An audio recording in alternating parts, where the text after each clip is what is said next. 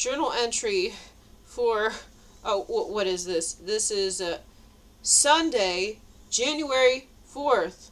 Long day. Wow.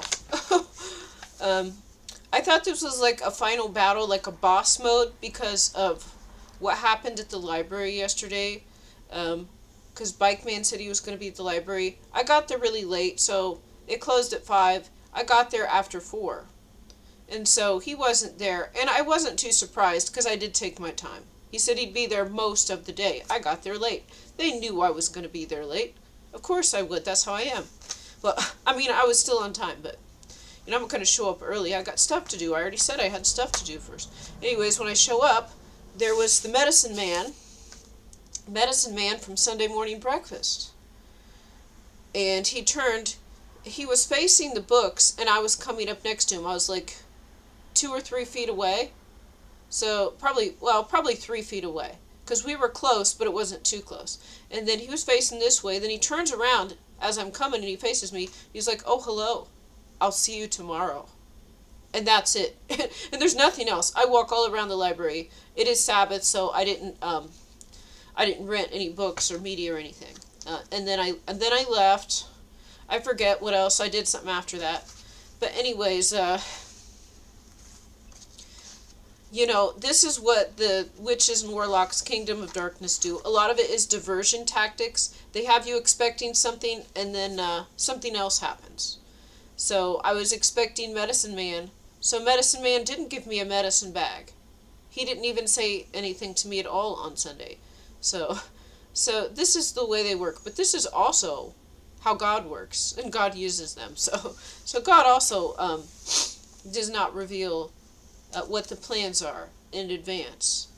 My goodness. I hope I did well. I think I did a good job today. So maybe it wasn't perfect, but I think I did a good job. One thing I do though, oh shoot. One thing I do though is like, I talk like, I say the things that I shouldn't say, but I'm like, I'm saying what's going on. Is this happening? Like exposing what the plan is instead of just pretending it doesn't exist, which maybe I should do. Maybe I will do that later. But right now, because I'm not sure, it seemed like there might have been a person that wasn't evil, but they probably are too. It looks like they probably are too. Anyways, they said something about having the crown of life in all 5, and they say some weird stuff. And it's either totally nuts or it's even true. At this point, I don't know. I even told him, I said, "You're either full of shit or it's true. But I need proof." It says he can do all this magic stuff. I'm not going to believe that. I said, "Then show me." Nothing. Okay, it sounds wild. But, like, I have seen spirits and demons manifesting and stuff. So, because of that, I don't think anything is impossible. And actually, somebody doing something really bad can still be working for the good people. That's the thing. You never know who's good or bad. So it's almost like some of these bad characters might be being sent to me through like other players that are actually testing me. I don't know. But anyways, I remember that there was a baptism at this church the last weekend, and I'm just kind of like looking at what's on my notes. I don't want to miss anything. So this is not the first thing that happened. After the breakfast, I biked with Bikeman to this other church and attended this service. Now, while I was there, they mentioned the woman that had just been baptized was injured and in the hospital. This is horrible news. This is horrible news. It's a strange thing though, because, and I don't want to bash anyone, but God allows some of us to see in the spirit and discern things. This is a gift that God gives certain people. So, I did try to say hello a little bit, not much. I don't know these people. I was invited several times to go to this baptism. And there weren't a lot of people. There were some people there, but there weren't a lot of visitors, so I just kind of came. And it actually seems like God wanted me to be there. And when I was there, when she was talking to the other people, of course, they're the ones that conducted it. But I thought I'd have a chance to say, like, congratulations or something real quick and then leave, just to be polite. And then that didn't really happen, but I did like wave and I said congratulations, like, and then I was passing. Because, other people were talking and like she kind of didn't notice me, and that's fine. I'm a nobody. This is my first time at that church. What I'm saying is that God sent me there, and I tried to get in and say hello. There was a lot of people busy. They organized this, they orchestrated this, so of course. But at some point, it's been like 10 minutes or so, then and there's only like maybe 15, 20 people, in the room. Then like maybe if I walk by and say hello, I just wanted to congratulate her. But that wasn't really received. It was kind of like ignored, and they were just so busy. And then I noticed um, that when they were leaving with the type of speech, I don't think that they really meant it. I could be, say, this is not me, this is just my opinion based on what God shows me. And I don't think that it was in her heart to be baptized. I think it was like to show someone else or to prove something, but maybe her heart wasn't in the right place. And it's almost like the way people receive me, or they receive you, the way they receive believers. If they just kind of dismiss you or overlook you, and then go back to like worldly speech, then that would be a sign maybe the baptism wasn't for the right reason. And I'm not saying anything here, but she happened to be in the hospital this week. So that was last week, and last Sunday that she got baptized, and then this Sunday they said she was in the hospital. So I'm gonna write down, she needs prayers. I'm gonna write that down. I'm not putting this on here to make myself look good. I'm not putting this on here to make myself look good. I'm maybe putting this in here. I'm not saying the name of the person. Possibly, if somebody gets a baptism for the wrong reasons, and it's for how they look to other people, then possibly God will do something like karma. I don't know, cause like when people aren't really thinking about God, then God allows something bad to happen to bring them right onto the right track, but they're alive. But this is a common thing that God will do. If people aren't, they're being greedy or selfish. I'm not saying this person was. I'm just saying anyone. If they're not living right, they're not considering God, they're not being generous, they're not taking care of widows and orphans and things, then some calamity will happen, and then the people start focusing on God again. And so then they start to live the right way. So there's some people, they won't live the right way and do the right thing without a punishment. So they have to see like the carrot and the stick, or they'll just be greedy and selfish. So, there's human nature that we're built with. But if we ignore the Holy Spirit, then God gets our attention one way or the other. So maybe this is like just a lesson that if you're going to get baptized, to take it seriously, and it's what's in your heart, and in your mind that matters. So this is just my opinion here. This could be a lesson from God. To me, it seemed pretty obvious that it seemed like it didn't really make the change that was necessary. Maybe it looks good on paper, and there's like, it seems to be some people. It's like they maybe look better to others if they lead certain classes or do certain things, but that doesn't necessarily mean that they're more righteous. If you work your way up the ranks, that doesn't mean you're more righteous. Because it's God who decides. It's God who knows the state of the heart. It's God who chose David, who, when he was overlooked, he was probably small and cute and, taking care of the sheep. And so when one of them was supposed to be king, all of the other children, all of the other ones were brought up first, and like, that one, what do you want? That's probably that silly. So based on the description in the Bible, to me, it sounds like he was cute. He was not muscular. He would have been strong, but he was probably small. So small and cute, but probably strong.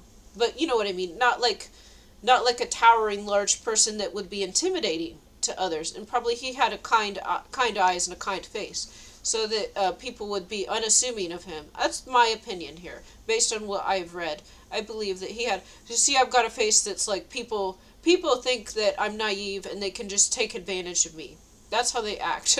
So probably David, like, and he was tough. Mentally, he was very strong, but people didn't believe it. They overlooked him, and they thought that other people that maybe looked physically a certain way were more qualified. But it's God who qualifies. Anyways, let's see here. Now, I gotta go to this other page and start at the beginning. So I thought that, let me have some coffee. Some instant coffee here from Walmart that I had with no milk. It's better than nothing. Actually, I like this, and then I started to get the coffee at the soup kitchen, and that was actually quite a bit better. So now I don't like this as much.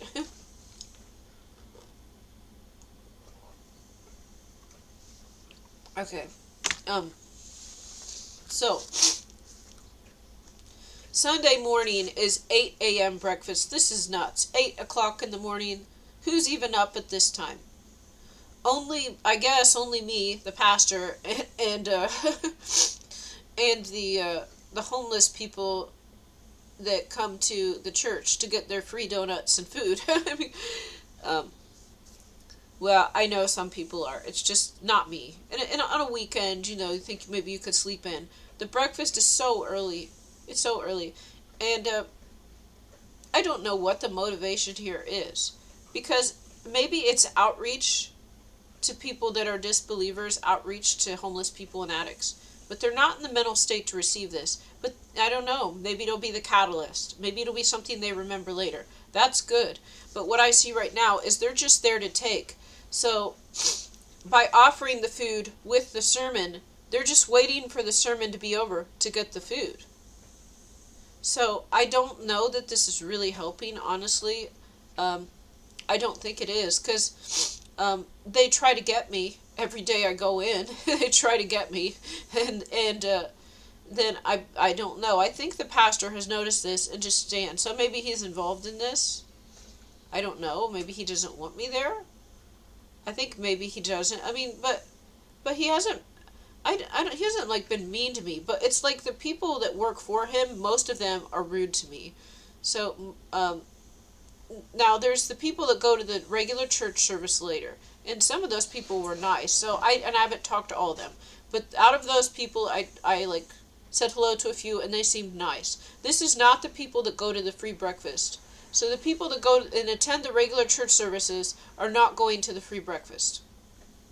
The pastor seems to be doing like a very short 5-minute sermon of some of the stuff that's covered in the regular sermon later. And he's doing this before the breakfast. And maybe he's trying to reach out to these people. But they're there to get. So I don't know if it's really doing much good, honestly, but I don't know, but it's like they're allowed to maybe do things to, like, if a believer comes in, they're allowed to do things to them and they're not really checked or watched. And also there's like a charity gift shop there, which I haven't been in. I did see it open a few times. And some people will go in, I heard. Some people, probably not most. Most people are reasonable. But occasionally someone will go in and just take a whole bunch for themselves. So that's allowed to happen. Sometimes things like that are allowed to happen there. And so I have noticed, like the guy that cussed me out when I went in. Well, this is what happened. Okay, I'm going to have some more coffee and tell you. So the first time I went to this church, and I went to the door, then I went to open it and it was closed, then I went to open it again and it opened. This doesn't make sense because there's like a keypad and somebody has to let you in. So obviously this is something you would not understand, especially the first time you go there. Like you go to open the door, oh, it doesn't open. You got to press some button. But then there was a guy back there who was pushing the button. I didn't even need to push it. And then he was like cussing, like saying the F word, like fuck, like, fucking open the door, like this. Like, as soon as I get to this church, this is how I'm greeted at the door. Okay? And I'm mentioning this because this man was there again today by the door. So, I don't know if the pastor might be aware of this. And I don't know what his intention is in allowing this to happen. I think he knows it's going on, and he's not stopping it, and he's not saying anything. Now, sometimes they do this when no one's looking. But actually, there's another man who goes to the soup kitchen, and he's a larger man. He actually looks like a nice person. And maybe I'm wrong and he's another enemy. Because a lot of them don't look bad, but then they turn out to be enemies. But I don't know. But this man, at least so far, has not tried to get me. Every day, one or two people try to get me, if not more. But this man has not tried to get me. And he looks like a nice guy. Maybe he just is waiting for his turn. I don't know. But he seemed like a nice guy. I don't know. I don't know, though. But anyways, yeah, he looked like a nice man. And then I get my bike there, which is the crappy bike that bikeman gave me, the broken bike, which I fixed a little bit, so it's rideable now. But anyways, and I was locking it up. And then this man from the soup kitchen, who actually seems like he might be a nice man, walks up. And then I had, since it was so early, it was kind of dark outside, I had a red taillight on. It's something I got on Temu for like $1.50. And I turned it on so I wouldn't get hit by a car. Because this bike, it's kind of like, the tread on it's kind of bald, so I don't like to ride it on the ice and snow. I noticed as soon as I did, it slipped a little bit. So it wasn't like my other tires. But it did seem to be easier to pedal up the hill, though, so maybe that's something to consider. But as I'm locking up my bike, then he's walking in, and then he's like, oh, your light's still on. Like my tail, and I said, thank you. So it seemed like maybe he was actually trying to be helpful. Now, maybe not. Maybe not, but it seemed like he was trying to be helpful. And then, so he went in, and then I went in at about the same time. I went in, like, after him, and I was maybe, like, 10 feet behind him or something. So then this man that cussed me out before, he was there, and it's not as extreme, but he cusses me out again. And he's like, fucking open the door, fucking come in or something. So then the man that walked in front of me turned around and he's like, what's that? And he looked, or he kind of turned back. So he heard it. He thought this was inappropriate. But like he's a larger man, he didn't turn around all the way. He didn't see it was me. But then as soon as you go downstairs, there's the coffee machine. So then he saw me there. So he had to know that I was the one that was being cussed at. And this man might actually have observed, as many people very well might have, that most of the people in the soup kitchen are coming after me. And then a lot of those same people go to this Sunday morning breakfast. But then there's also different ones that go here. Or they didn't go to the soup kitchen, but they went to the Sunday morning breakfast. They saw me there, then they start going to the soup kitchen. It's like, then, they're sending more and more people. And then I think maybe they sent Bikeman next. I don't know.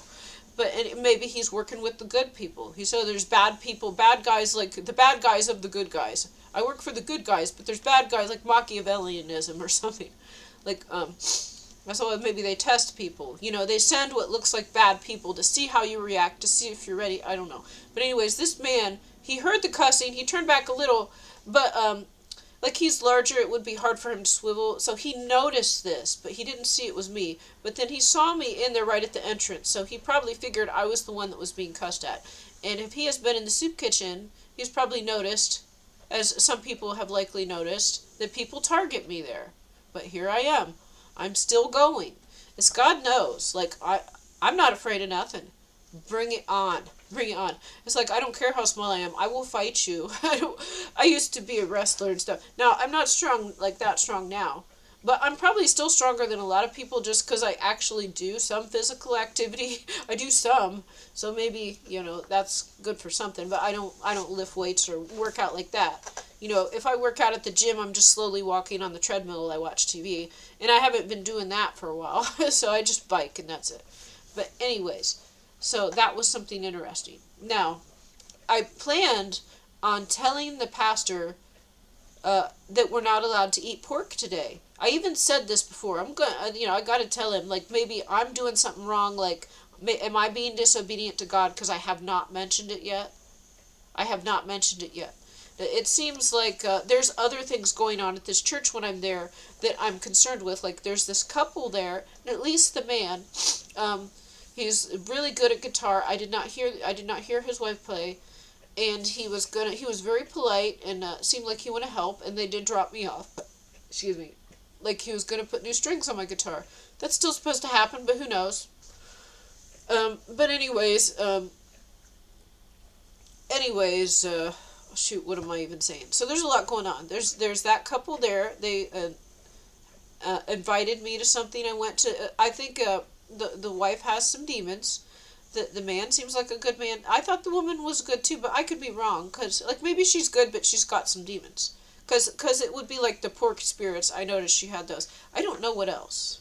She acted kind of strange at first when she noticed me, so I think she might possibly be working for the other side. I didn't mention this before, but the first time I met them, I kind of thought maybe she's working for the other side, and her husband does not know, and she didn't want me to know, and she kind of... So, I don't know. I'm going to have some more coffee. But then they're like putting stuff in my drink and, trying to do stuff to me there too. And I'm not taking the bait. But sometimes, like, you're in a situation where you have to. It's like, oh, I need a spoon, and someone grabs it and hands it. What do you do in that situation? Like, you gotta take it. You gotta do it. And so, sometimes it does. And maybe it's a part of a testimony. So I didn't get a chance to tell the pastor that we're not allowed to eat pork, but the breakfast today was great, and there was no pork. There was actually a little bit more fruit, and it was like the scrambled eggs with a little cheese, and it was really perfectly cooked pancakes, and there was no pork, and I was like really pleased. I planned on telling the pastor about pork today. There was no pork in the food, and he left like earlier. So when maybe I stayed longer, and I was talking, and then he was gone. So it wasn't meant to be. That's for another day. Maybe if I get my strings done, I should do that first, because otherwise then I could burn some bridges. I don't know. But that's the thing, is I'll do what God calls me to. It doesn't matter. And I end up like in a worse situation, nothing fixed. Like if I just would have went along with like a lot of these mainstream Christians, then I could have been fine. They would have left me alone, and my stuff could have been fixed. But it wouldn't be as good as what God's going to do. God's going to do a lot better.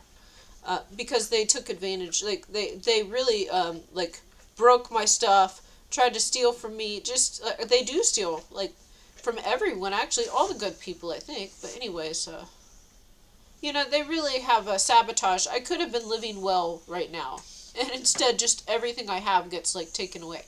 But I think this is also like that process of losing everything to follow Christ.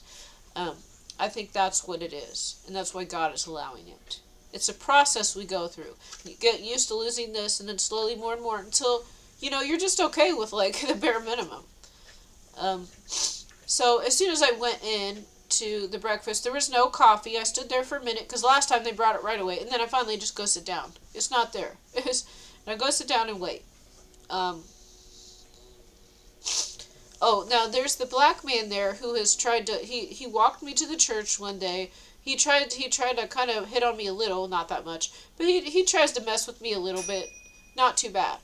But anyways, I forgot I put vegetables in the toaster oven. Okay, but like, this whole plot of like, this is what, the final battle? I was waiting for the medicine man. Well, the medicine man, I guess, was there, but he didn't say anything to me.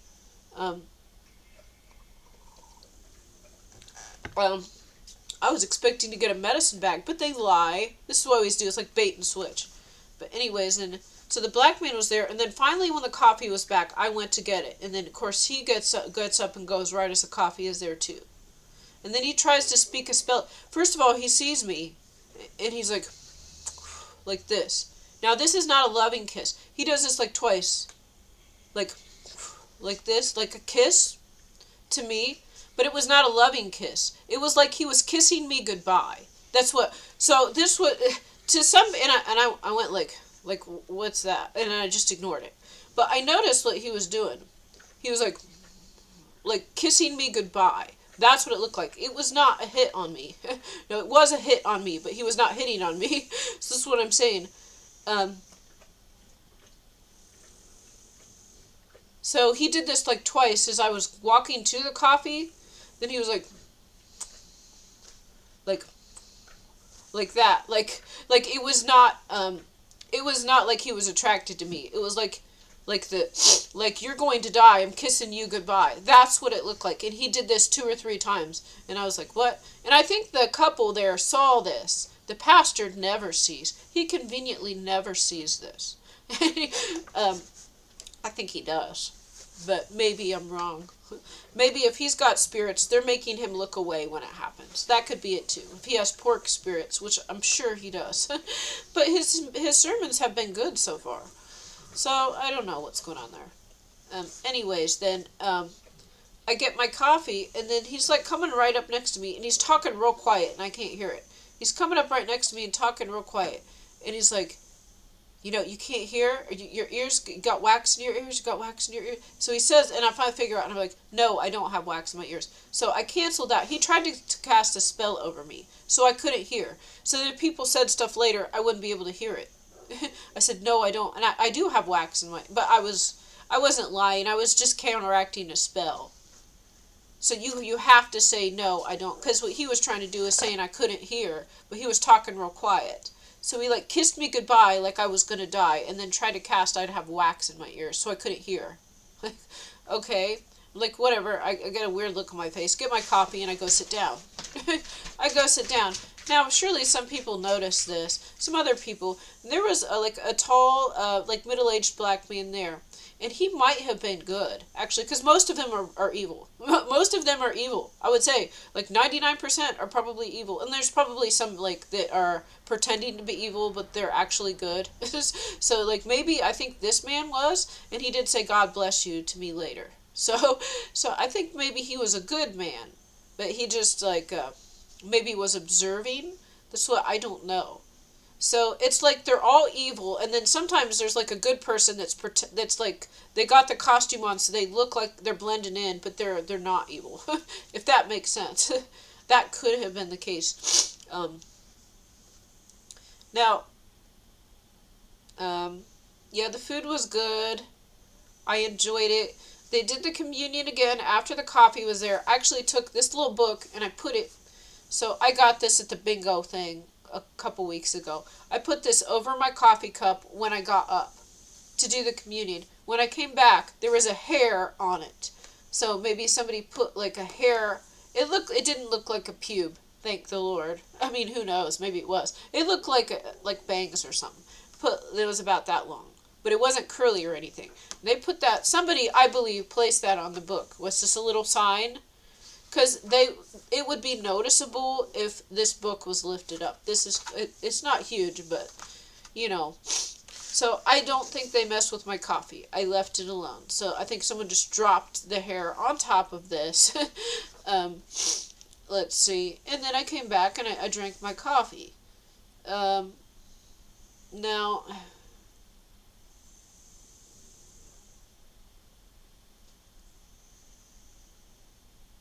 the sermon, they were covering something in the book of John. I don't think it was anything that big a deal, because I kind of phased out. I honestly, I try to listen, but this time I was just my mind didn't want to listen. It just didn't seem like it was a big deal at that point, what that verse was. And then the pastor was talking about Christmas and why we celebrate, and it's not about the gifts, it's not about the it's not for the commercialization in Santa Claus, it's because Jesus was given gifts. That's not why we celebrate Christmas. So he was worldly, he was he has been sympathizing. He has given the best argument I have ever heard as to why I should celebrate Christmas. He really did. He gave the best argument I have ever heard. And it's actually the Advent calendar, and he's trying to so there's Jewish holidays we don't follow, which are actually supposed to be Christian holidays and Muslim holidays too. They're just supposed to be for all believers. But we don't follow those. And so he's taking that and transferring it onto Christmas, which is not right. But we don't give gifts at Christmas because baby Jesus got frankincense and myrrh. That's not why we give gifts on Christmas. But they was explaining that, and of course there'd be a tree or something. I think they had a tree. It's no, it says, I think in the book of Jeremiah about the tree and not to follow the worldly, the pagans. But it doesn't hurt you, and it doesn't help you. But the thing is, when you don't celebrate God's holidays, we don't have a celebration. We're not giving gifts on God's holidays, then that's wrong. That's almost idol worship at that point. Because God told us forever we're to celebrate these holidays. We ignore it, and then we celebrate these other made-up holidays instead. Um, let's see here. But anyways, during this sermon, he also said, we found the Messiah. So something about, this is weird. I don't know what this, I wrote this down, but I didn't write down the context. Let's see.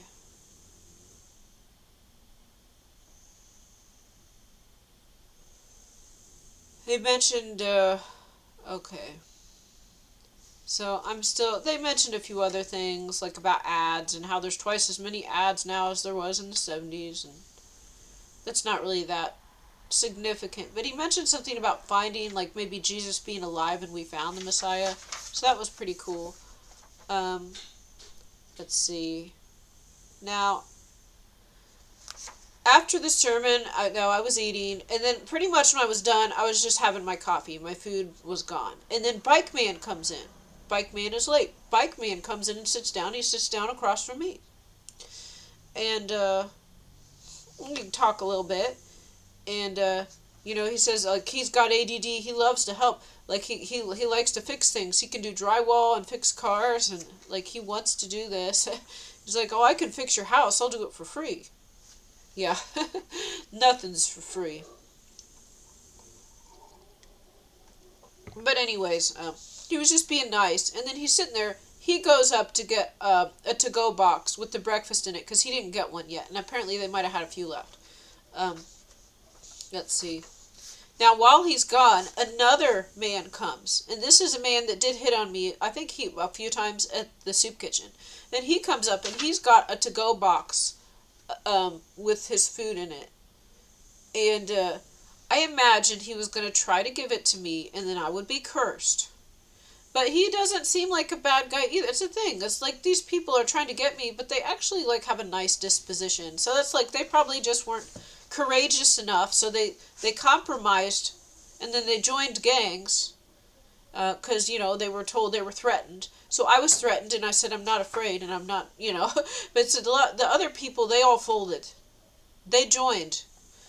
And so then they have to come and get me. But it seems like some of them, though, they're not, like, he doesn't seem like a bad guy. But they repeatedly sent him and other people. And so then he comes up, and then he sits down right across from me.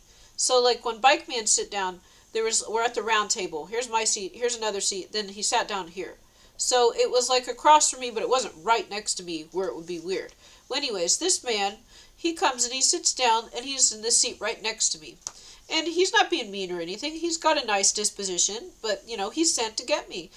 And I don't know if he said, like, how are you doing, or something, and he had his food box here. I know he was going to try to give it to me. And I said, I'm doing well. And then Bikeman comes back, and he says, what are you doing? You took my seat. And he's like, oh, okay. He's like, oh, so then Bikeman comes and sits down, and then he said, you took my seat. And so then he gets up. So he gets up, and he has his box, and he's standing there for a few seconds, and he was supposed to try to give it to me, but at that point it's weird and obvious. So then he just leaves. So it looks like Bikeman sat down and then he left, and that stopped the attack. Well, it did, but that wasn't the main attack. This is just the little things they do to me all the time. So that was not the main attack. So then Bikeman was there. He offers to help. Then he shoos away someone trying to curse me. Then when I leave, let's see. Then I asked him, I said, I'm actually going to a church after this. You want to go? He said, I got nothing to do. And he wants to fix my house for free. So got nothing to do. So I said, you want to go to this church with me? He's on a bike too. And so yeah, he wants to go to the church with me. Nobody wants to go to the church. Come on. They're only there for the food. Anyways, but he said a lot of things. It's very interesting. So, maybe it's true still. Maybe he is working for the good guys, doing a bad thing, but it's ultimately to test me. I don't know. But, yeah, so then we go to the church, and it's maybe like a half hour on the bike or something. So it's just kind of fun, like talking. It kind of felt like, um, excuse me, wipe my mouth off. It kind of felt like having a friend. You know, like when you're a kid. It kind of felt like we were just friends biking. And so, of course, that would probably not be, because no one is allowed to be my friend. And I even said later, I'm not allowed to have friends in a long time. But anyways, it was kind of, he said something weird, though, at one point. So I think, it's kind of like, he seems like a nice guy, but he's sent to try to get me. So, and he was in prison, but he doesn't act like he was in prison. So he said he's like MK Ultra or something, and he's part of this program, and then they watch him, they watch everything he does, and then they, who knows. But actually, it's probably true, because they're sending him to get me. And it actually seemed like they sent him to help me, but then they also sent him to try to get me today, and it looks like this was some type of final, like, boss battle. I don't know. The boss battle is somebody's like, oh, here's a friend, and then they're trying to get you. Do you maintain your boundaries, even when you've known someone for a while and they've only helped you? Yes, I did maintain my boundaries. So anyways, let's see. He mentioned something, and like, this was after my ears were cursed. So when I was in the other church, the black man there, who is an addict, he is addicted to drugs, he is sent to get me. He was like this. Like, it was not a loving kiss. Okay, it was like, you're going to die, I'm kissing you goodbye a few times. I noticed this. And so then, I think bikeman was used. So cursing me normally does not result in my death. So they think they were sending bikeman, and then they were throwing me off. Like, the medicine man was going to have like a medicine bag for me, but instead it was bikeman. So anyways, and he said something like, after my ears were supposed to be clogged and I couldn't hear, then he said something that I couldn't hear very well, but then I still heard, like, I said, do you like dogs? Because I said, I don't know if when I let people in my house, then they just break stuff and try to get me, so I don't know. I'm not dumb. I'm not gonna let someone in my house at first. But I said, you can come to, basically saying you can come in my garage and try to fix my bike. No, I'm not gonna. I wasn't mean. I'm just saying, like, yeah, every time people come in my house, it's to do something bad. And then, like, so before this or something, like, it was after my ears had been cursed, so I couldn't hear. So, like, this man said something like, you can't hear, you got wax in your ears. He was saying, this is how they cast a spell. I know how they cast a spell. And he kept saying it. And I said, no. And then so I wasn't cursed. They were already a little clogged, but they're, like, the same now. Because I canceled his spell. And then I'm biking to the church with Bikeman, who does talk erratically. And he said something very, very inappropriate. He said, oh, and I said, do you like dogs? Because I mentioned, I don't know if I'm going to let people in my house, but, you could see my dogs, like, through the fence. And I said, do you like dogs? And he said something about dogs rape him. Dogs rape. I said, what? He said, yeah, because they love me so much. Oh, sorry, that was inappropriate. Yeah. So there was that spell coming into agreement. They think they sent him to try to rape me. But that's not going to happen. And I'm not afraid. If somebody tries to rape me, I will kill them. God will kill them. It's like, you think you can get me? No, you can't. And I might not be in great shape, but I still think I'm, like, stronger than other people. So you want to try? Let's bring it on. You want to try? I will kill you. I will kill you. The power of God will come through me and will kill you. I don't need to run away and hide. I am not afraid of you. Anyways, like, but it's just being nice. It felt like friends. It's so weird. It felt like being, having a friend, and then he's like, oh, I'm sorry. That's like, you say, and talking a long time, like, oh, I cuss, and I do this and that, and then just kind of ADD. And it's like, okay, it was kind of boring at this church last week. So if someone else comes too, it might make it a little more fun. That's all I was thinking. And then he can't really get me. You go to the church. You can sit there and listen to the church. But anyways, got to the church, was early. I went to the bathroom. I don't know what he was doing for a while. My bike was slightly tampered with, hardly, but like my brakes were just scooted over, so it screeched at first when I left. So it wasn't even like I just fixed it, but it was just like a sign that somebody went out and like touched it. So it was just a sign to me somebody went out and moved my brake line over a little, and it moves. No, but you actually have to move it though. It won't just jostle.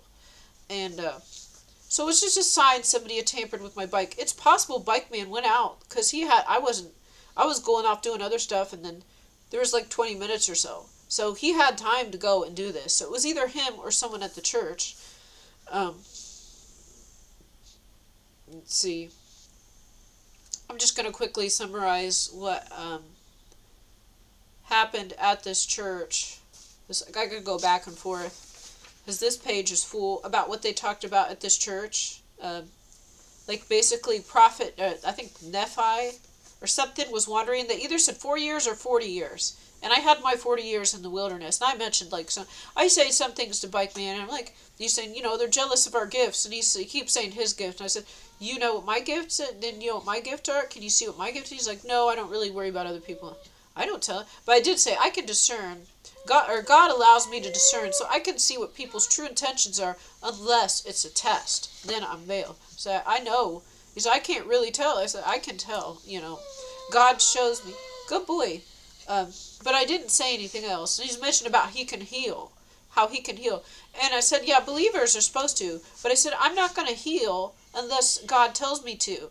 Because what if I try it? What if they're not supposed to be? Or what if I try it and it doesn't work? So I'm not going to try it, unless God tells me to. So this is something unusual. But he kept saying, he's been talking about since the first time he sat down, he can heal people. And I said, yeah, I know the Bible says that those that follow Christ can heal too. So I believe it. And there's plenty of people that have claimed to heal people, and they probably have.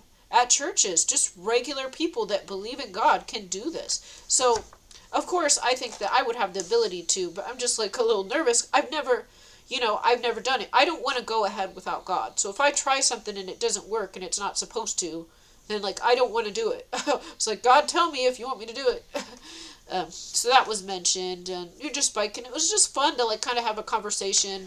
There was nothing like sexual. There was no hitting on me. Nothing like that. So that was good. And also like he doesn't look like the best shape. So he's not like. I mean, he looks like he's probably strong, but he doesn't look incredibly threatening or anything. Like, cause, yeah, I'm just gonna say, like when we were biking, we're going about the same speed and stuff. So he's probably not like in the best of shape. So I just really wasn't concerned about my safety. I'm just going to say honestly. And it's so weird because like, I guess I'm a lot shorter, but like when we stand, we're eye to eye. This is what God does. God does something with me to where I feel like I'm taller, but actually like when I'm actually standing next to something, I'm shorter. So when we went to my garage, his head was quite a bit higher than the garage door. But then mine went under. But then when we stand next to each other, we're eye to eye. Reese, stop. Stop whining. I got him food and water. I don't know why he's whining. I'm not going to give you a back rub right now, my dog. He normally gets attention, but right now, I'm busy. Right now, I'm making my video. This is what, like, and I told him this before, because he didn't adjust the seat down all the way at first. And I said all the way. He's like, I didn't adjust it all the way because, like, I thought you were tall. Like, and I said, yeah, that's a thing. Like, I actually look taller than I am. Like, God does this. And so we were talking and standing, even when I'm on there's like a little incline on my yard. I was even lower on the yard and he was higher. It looks like we're eye to eye. It looks like I'm at eye level with people, but they're actually a lot taller. And then I don't notice, like, you can't notice until we stand against a wall or something. It's so weird. God has done this. It's like maybe we're seeing in the spirit something spiritual. Like there's breaks in reality or something. But anyways, I wasn't gonna let him in my house this time. But anyways, before we even like, he's like, I want to see your house and stuff. I said, well, anytime I let someone in my house, I say this multiple times. I say things like I'm saying the quiet part out loud. Every time I let someone in my house, then they just break my house, or they ruin stuff, or they break my appliances. So I don't know. Like, I'll let you in my garage, so we're not going in my house. But you can see my dogs through the fence. um, so I was playing it smart. Um, I'm not an idiot. Like, I'm not gonna let just some stranger. And we've been talking for a while though, but I'm not gonna just let him come into my house. I thought about it, but I'm like, that's not smart. You know, um, and actually, I think the agent, like after he left, asked, "Are you okay?" He said my name. Like, very seriously, "Are you okay? How are you doing?" Like, looking at me after I was dealing with bikeman might be a little sign that he actually seems like he could be a nice guy, but you know, they will do anything for money, I guess, if they're compromised. I'm not really sure. Or he could be working for the good people, and he's sent to see if I will stand firm and maintain my boundaries, or if I'll do something dumb, to see if I'm ready yet. Because I don't think I did something dumb. I don't think so. So, let's see. Um, so during the church, this is what I noticed. This is Jesus Christ Latter-day Saints, but it's also a Mormon church. So, um, they held a vote this day. Like, they vote to whether someone should be in a certain position. People just all vote yes. But here's the good thing. They have a vote. They have a voice. And anyone can get up and speak. Women can pray. Women can talk. The first speaker was a woman. So that was good. Um, and during the sermon, someone like asked to know more about Christ. Like, they were praying, and during this prayer, during the service, they asked to know more about Christ and like how to live and stuff.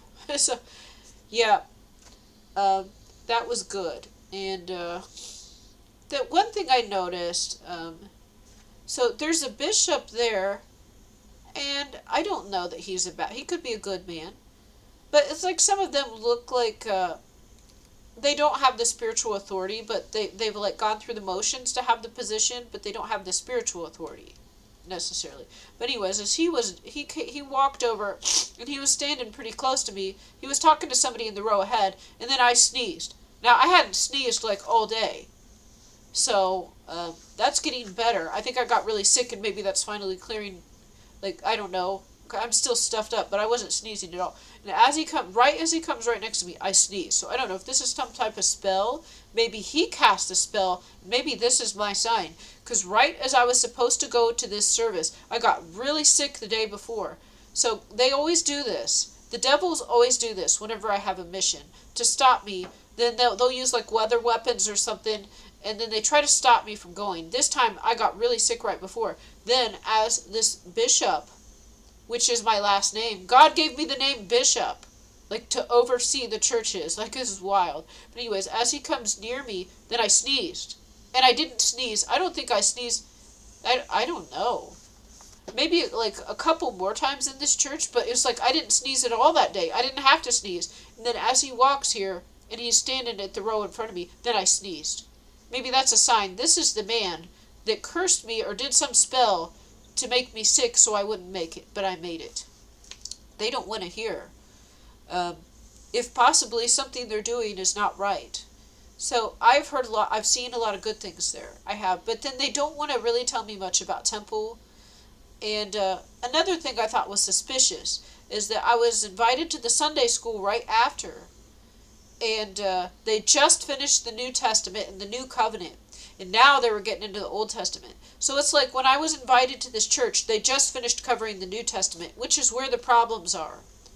And so they invited me right when that was done, and they would start in the Old Testament. Yeah, this is the problem. And they're like, again, why would we study? And they're asking people. I'm observing. Like, I just started going here, and honestly, I don't really understand all of their questions. Like, the question isn't exactly clear, so I don't really understand, like, what you would say to answer it, honestly.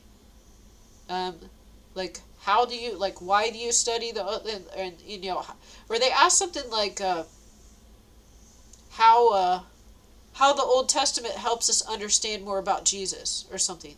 It's like, what? This is this isn't an opinion. I'm not going to answer this. I could have, but I'm here. I'm going to observe. My mission is like, I guess it's not. I do have to offend people. That's true. But like at this point, I don't. I have to know what their beliefs are and what they do first. So I'm just observing. I'm not going to say anything. But anyways, my guest was the homeless man. The bike man is probably home. I thought he wasn't homeless, and he was pretending to be homeless. That very well still could be the case. Because, well, let's see here. But he did actually go in the house this time. Yeah, of course, they got a whole team, and if he says this $1 billion operation, then they could easily move an old mattress and a sofa chair in there. So, next week or whatever, or they got a couple days, they can go get a mattress out of the trash, put it in there, or go get one at any of the thrift stores and put it in there. And actually, there wasn't really any other furniture, so it wouldn't take very much. I'm not stupid. Okay, you think the CIA can't go get a used mattress and put it in an abandoned house and stage it for me? Because there wasn't really, and there was a Trump flag too in there. It says it's your Trump flag. I saw his house too. Well, I'll get into that later. Let's see. So, anyways, I invited the bike man to the church, and then I'm just observing what's going on here. Let's see here.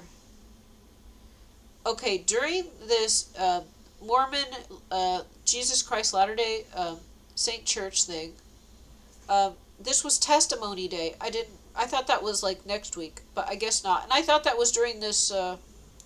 I thought it was during this like class that's after, like this women's group. But no, they did it during the regular service, and like I said, I might or I might not. Well, I really should observe the first time because I didn't even really understand what they meant testimony. Because when I hear testimony, I think that means to say your life story or your experience. But actually, they meant just your belief, like what you believe. And so that was a little confusing. And I said, I thought it meant that, like, your experience. And they said, well, it could mean that too. And it's like, okay, I don't know. I'm not going to do it. Because, I got a lot here. And, that's probably not even what you want to know and what you're asking for. So, I observe. I'm not doing anything. Let's see here. So during the testimony thing, someone said the prophet and apostles are alive and on earth today. Prophet and apostles, they got some true, like, real stuff in here.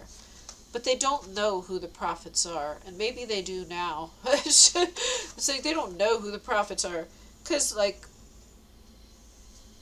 I think they might be misguided. And possibly someone was a prophet and then they were disobedient. And then the prophethood could be pulled from them. This happens. There's examples of this in the Bible. It's like this was God's person. And then they went ahead without God. And then God pulled his favor from them and did not back them anymore and chose a different person. So, let's see here. So they say Joseph Smith is a prophet. It actually sounds like he probably was. I don't know though. I don't even know, like, is he still alive? Is he dead? You would think he'd be dead now. He'd be dead because, this has been around for a while. I don't know. I could be wrong because I just don't know. I did not want to go on the internet and look things up because you get a bunch of hate speech and lies, and then like some of it's true, but it's like it's the truth but smeared, and it's not really accurate. So, I didn't just go to Google and search Mormonism. I thought I'll hear what they say. I'll read the book myself because I know they lie. That it's just all lies about the Quran. If you search the Quran on Google, you'll just get a bunch of lies. And all of them, I read the book like once or twice. I read it like once and then I went back and I looked things up a lot. But it was a short read. You can read it in 2 days. Without reading the whole day. Like, it's an easy read. It's a short read, for me at least. And just having done that, all of the stuff on the internet is a lie. It's like, seriously, all this stuff. So I think like the Book of Mormon might be the same type of thing. I don't know. So I'm not going to go on Google and look it up. I'm just going to read it myself. I just haven't done it yet. Anyways, so Joseph Smith could be a prophet. I mean, I did skim through it a little bit, and what I read was stuff I had read before, and it seemed that was true. But that was the book they directed me to, so maybe I should read the other ones to see what else there is, you know. And it's possible this man is a prophet, but then their other leaders are not. Um, so, anyways, during the testimony, one woman said um, that she had just had her 17th great grandchild. 17. 17 was in there. That was a confirmation I was supposed to go to this church today. God places 17s. I think that's a marker to show I'm on the right path. I'm doing what I'm supposed to. Now, I'm not really sure, but I saw a lot of 17s. Oh my gosh, when I was with King Herod, I saw 17s nonstop. Is this a clue that bikeman is an enemy when I see the 17? Or is it something I'm supposed to do? Because I was supposed to be with King Herod. I'm saying King Herod because it sure as heck looked like it. It looked like he owned a big section of Herod. Anyways. But there was something weird. Something weird, which I forgot to mention last week about this church. It's like the walls in there are white. But at one point, like the air in there almost looked like a haze or a fog. Like it was kind of white. Like kind of powder that you see through. Just and it's like the color of the walls, but just like out of nowhere it looked like just almost like a mist, but it was just kind of white haze or something in there, and then it would have really weird. It happened last time and it happened this time, and honestly I can't remember if that was before or after they did the communion. They pass out water in the little cups. Maybe there's a little something extra in there. Oh my gosh. Okay, hold on. I just thought of this. I wrote that down. I'm going to write that down. We'll have to see next time.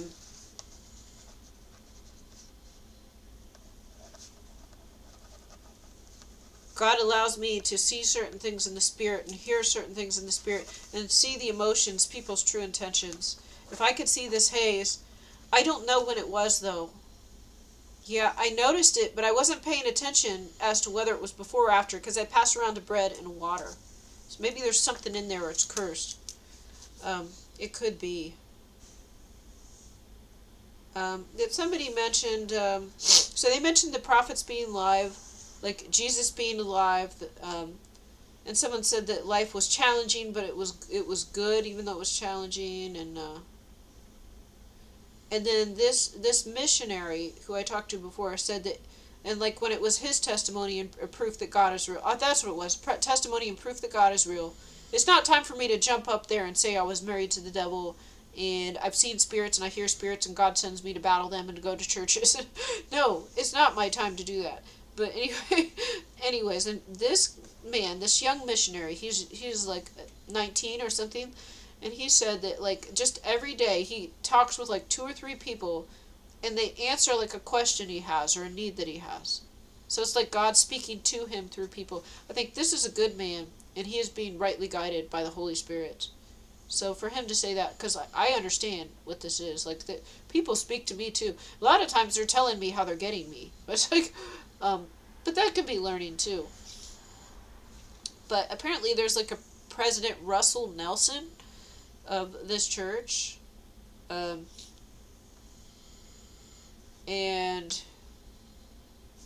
I'll get into that in a bit. I do like that they do not ask for money publicly. Now, they do the tithe, and I think that's 10%, and it goes direct to them. You're not necessarily supposed to do that, but, that's their policy. I like that they don't ask for money up front, but, if you're asking for income, well, I don't have any. I just kind of started going here, so let's see.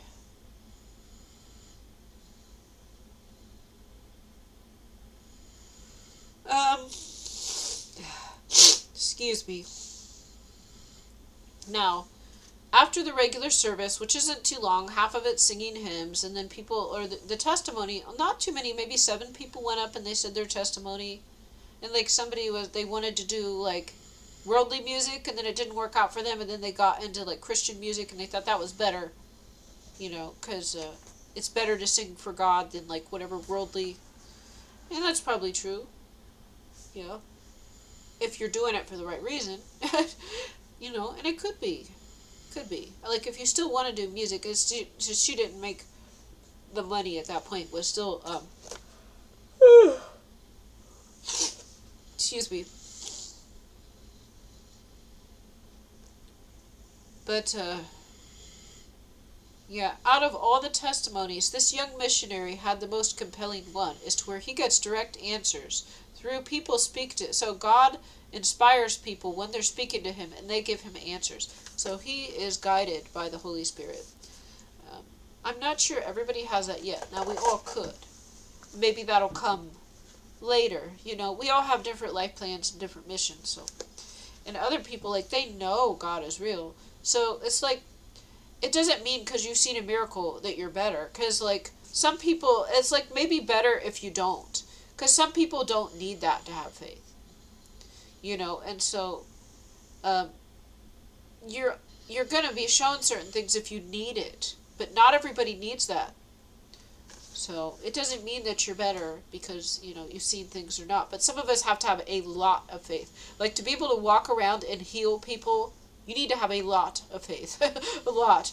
And, like, here, I know in the Bible it says the disciples and those that follow Christ can heal. I know it says that, and I know we can, but I'm still afraid, and it's like, you know, because am I not supposed to? Am I supposed to? I don't know. I know any believer, really, any true believer can do this, you know, but then why do I think, and I know I'm a believer, why do I have concerns about being able to do this?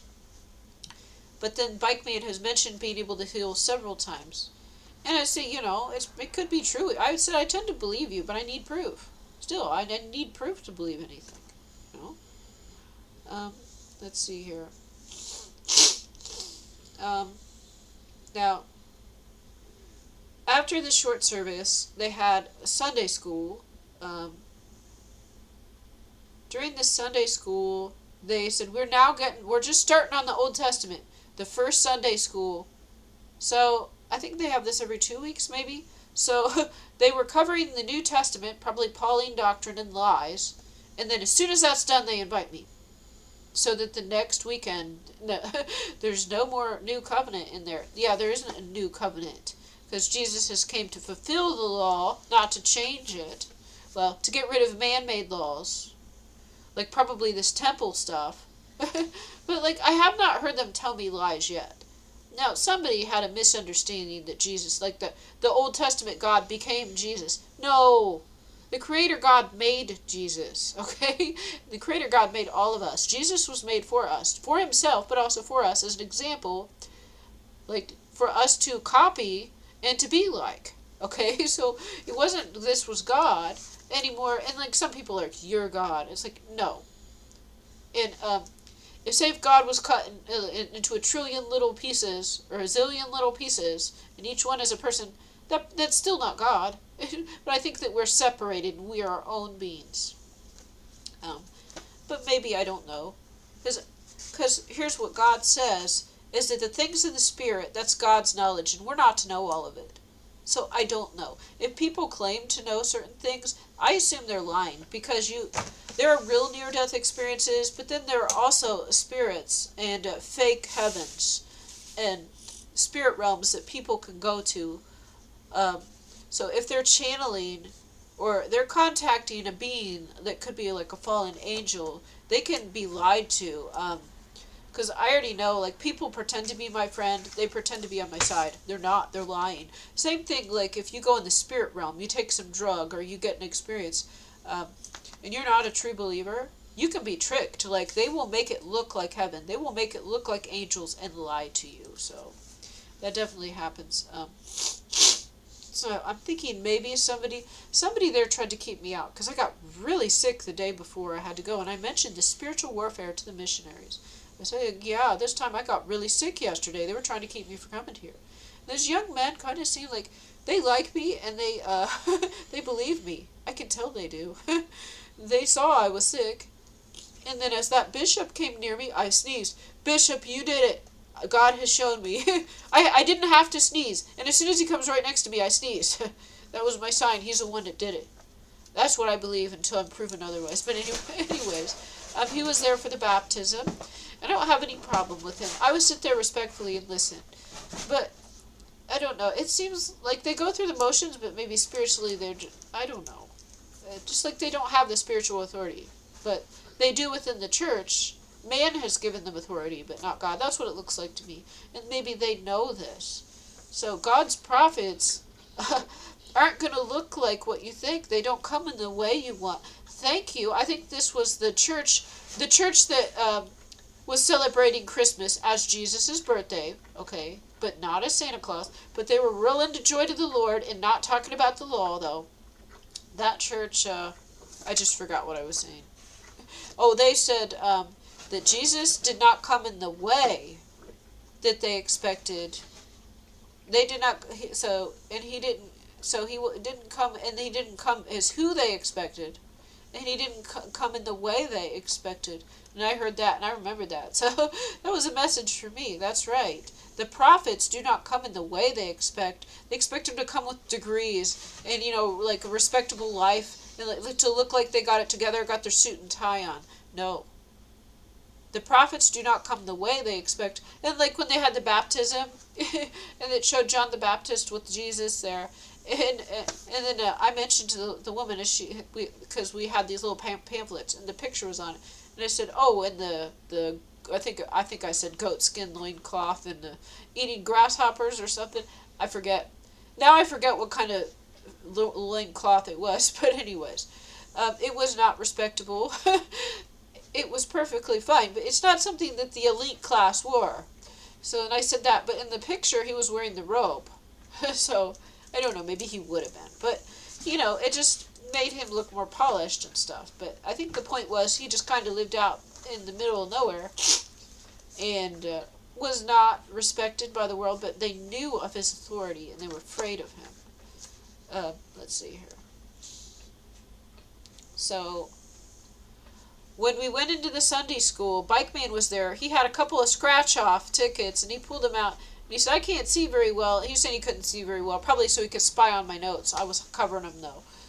So think if he couldn't see very well, then I could uncover these and he could read it. Well, he wouldn't find anything out. I'm writing it down. There's no secrets here. I'm writing down stuff that happens, that he is there. Anyways, so then I scratched it off a little bit, and then for a few seconds before it starts, some people look over and they're like that. And I said, I normally, and he said, if we win and you get some money, I said, I normally don't do this because this is gambling. And I look at it and I hand it back. It's just like a sign here. And he said, yeah, I know, I should, people say stuff because I do it and I shouldn't. I said, and I don't do that stuff. So I think maybe I'm telling him something that he probably already knows, but I thought possibly like doing this in front of the people in there, there was a reason for that to happen right then, to see how they would react. I don't know right in Sunday school, who takes some scratch off lottery tickets and does them, and then and I did it for a few seconds, and I said I normally don't do this because it's gambling, okay, and I hand it back. So he won't ask me again, I'm sure. But I didn't even think about it at first. I thought it was kind of silly. Because he comes in, he's got his hoodie and stuff on. He looks like homeless. But I think he's too polished to actually be homeless. So I think he's pretending to be homeless. I'm just going to say. I think he's pretending to be homeless. Like, maybe he's staying there right now as his mission. But I think he's actually living somewhere else. That's what I think. I still think that. I saw he had like some fancy probiotic tea fall out of it. Maybe he dug it out of the dumpster. I don't know. Maybe. But he was a little too well spoken, so I tend to think he's an agent instead. Let's see here. Like, it was weird. When I first saw him, he was well spoken, and then he's acting crazy, so something's going on there. And it could be the ADD, like he said, but no, he's sent after me. So he said he works for the good guys, but there's bad guys in the good guy. Who knows? Anyways, so during the Sunday school, the woman who did the women's relief, her husband was doing the Sunday school. She invited me. I didn't think there was anything. I was invited, so then I said, oh, bikeman. I didn't say bikeman. I know his name now. I said, oh, we've been invited to Sunday school. Do you want to go? So he was wanting to go to my house right away. I'm like, I'm going to go to this church. And then I said, well, when it's over, we could go. And they said, I go to the gym. You would go to the gym next? because I can bring a guest for free. He's like, yeah. I said, you don't have anything to do? You want to go to the gym? So he's wanting to go to my house right away. So we go to the church, and then like after the service is over, I'm like, oh, we've been invited to Sunday school. So then he has to go to Sunday school too. This is like another hour. And then it's bike to the church or to the gym. Okay. So they did mention something about brass serpents, or like the speaker. So the man who was leading the Sunday school mentioned how he wasn't taking the vaccine until he saw their leader come out and say to follow the CDC guidelines. And then he took the vaccine, and he said he had to take it because he would have lost his job if he didn't. So that's not good. His prophet told him to follow the CDC. It sounds like a false prophet to me, and I mentioned that too. He said, well, yeah, but it won't hurt me because, their toxins won't hurt me, but then I was told to do it. It's like, sounds like the mark of the beast to me, and I would not have taken, but because their leader, their prophet, Russell Nelson, I gotta look up what Nelson means. Russell means red. That was, I know an evil person named that. Okay. I'm going to write that down here. Red. They say that to mean like the devil. Probably. I don't know. I don't know. But when he's saying that, telling them to get the vaccine, but I had to do it to keep my job. Yeah, you were not a martyr for Christ. Because Christ would not have taken it. So your prophet has misled you. So now I am concerned about this. And this woman and her husband, they're just a little off. They present as good, but they're a little arrogant. Like they like how they look leading these. I don't know everything. God just shows me like certain things I don't know, and then I get to see the fruits. And so sometimes I'm shown everything right away. Sometimes I have to go through something. I'm not sure, but if they are good, then they're a little compromised at least. And he's mentioned he took the vaccine. I think there's something with the vaccine. People take it, and then demons can come in and possess them very easy. Yeah, and then they mentioned the Old Testament God became Jesus. No. God, the Old Testament God made Jesus. Just like we were all made. The difference is Jesus was strengthened with the Holy Spirit since his birth, his entire life, so he would never sin. See, most of us, we are supposed to sin, not because we are less than. Okay, there's many reasons. We have a choice, we have free will. But also, another big thing to consider is if we were in heaven before, they actually believe this, which is true. We were in heaven before, we couldn't really appreciate, like, of course God's going to make things good, because it's easy. We could never really appreciate things. We couldn't have as much joy and love in our life because we need to experience, it's like a pendulum. You got to experience bad to appreciate the good. And we have to live a life of sin and see all the trouble that comes with that to reject it and want to choose what God has for us. So if we're always doing what's right, we're just doing it, but we don't really appreciate it. We don't choose it on our own. We have to go live in a system that's opposite and see how horrible it is. And then we want God's system. There's many reasons, okay? But let's see here. But Jesus did not fit into any church, any mainstream religion. And he still does not. So I see a lot of truth, and it's like they got truth, but then they add a few things, or they take things that were just like stuff they did that was fine. They can choose to do that. But then you can't say this is from God, though. Like, you say this is what we do to help us. But no, like if this is, you go up the levels and then you're higher in heaven. No, that's not God's standard. They didn't say that yet. But anyways, they do want to have another meeting with me and tell me more about the rest. So I mentioned maybe we could do that. We could schedule that on text. I'd like to do that. And so the stuff that we did not cover the first time, they can cover again, get into later. And I want to see what they say to me. Is that I was oh, this is funny. So I biked with Bikeman. We were going like side by side, like kind of biking slow because we have two crappy bikes and just talking and stuff. And it was kind of nice. Like it kind of felt like having a friend. And then there was no like romantic stuff at all. No, it just like, I don't need a friend. I'm fine without one. But just talking to somebody like that, like, it just was easy. That's what I'm saying. And there's like always, I'm saying, there's always, like, nobody helps me for free. There's something going on here. See? It's like, what do you learn in the Old Testament? Oh, wait. When we showed up, what was it? Oh, shoot. There's something I was going to say. Oh, no, something else important. Oh my gosh. I forgot this already. um, yeah, they cover some good information. And maybe I'll remember it later. Yeah. Shoot, man, I just had it on the tip of my tongue and then I forgot. Um, yeah.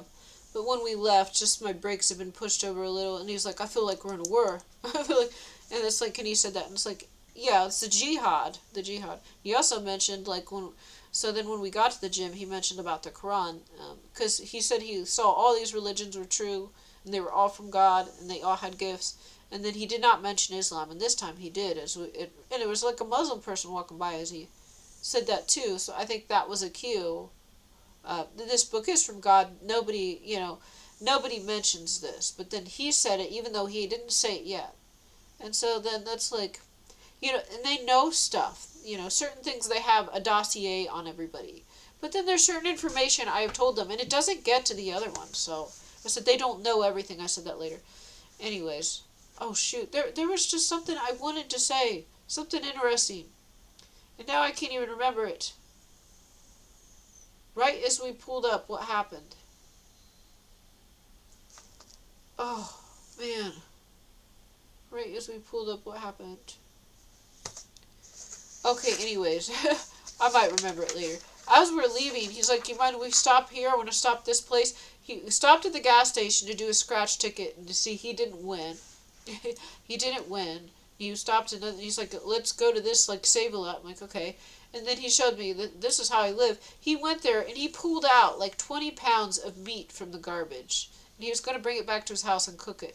He was like, there was like a prime rib or filet mignon or something in there. Like, at first he pulls out the pork. I'm like, we're not allowed to eat pork. You eat pork?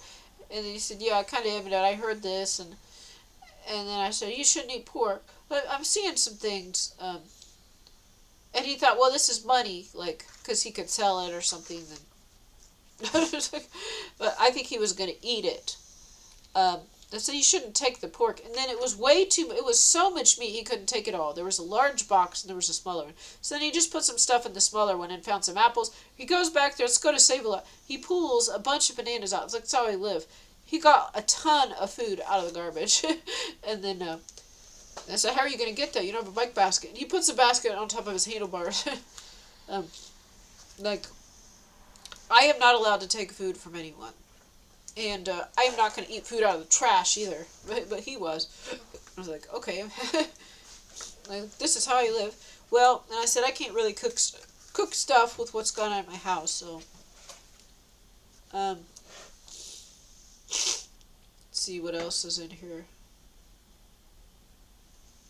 So finally, we bike to the church. That takes a while. Like, bike to the church, go to the service, go to the Sunday school, then leave. There's bike tampering.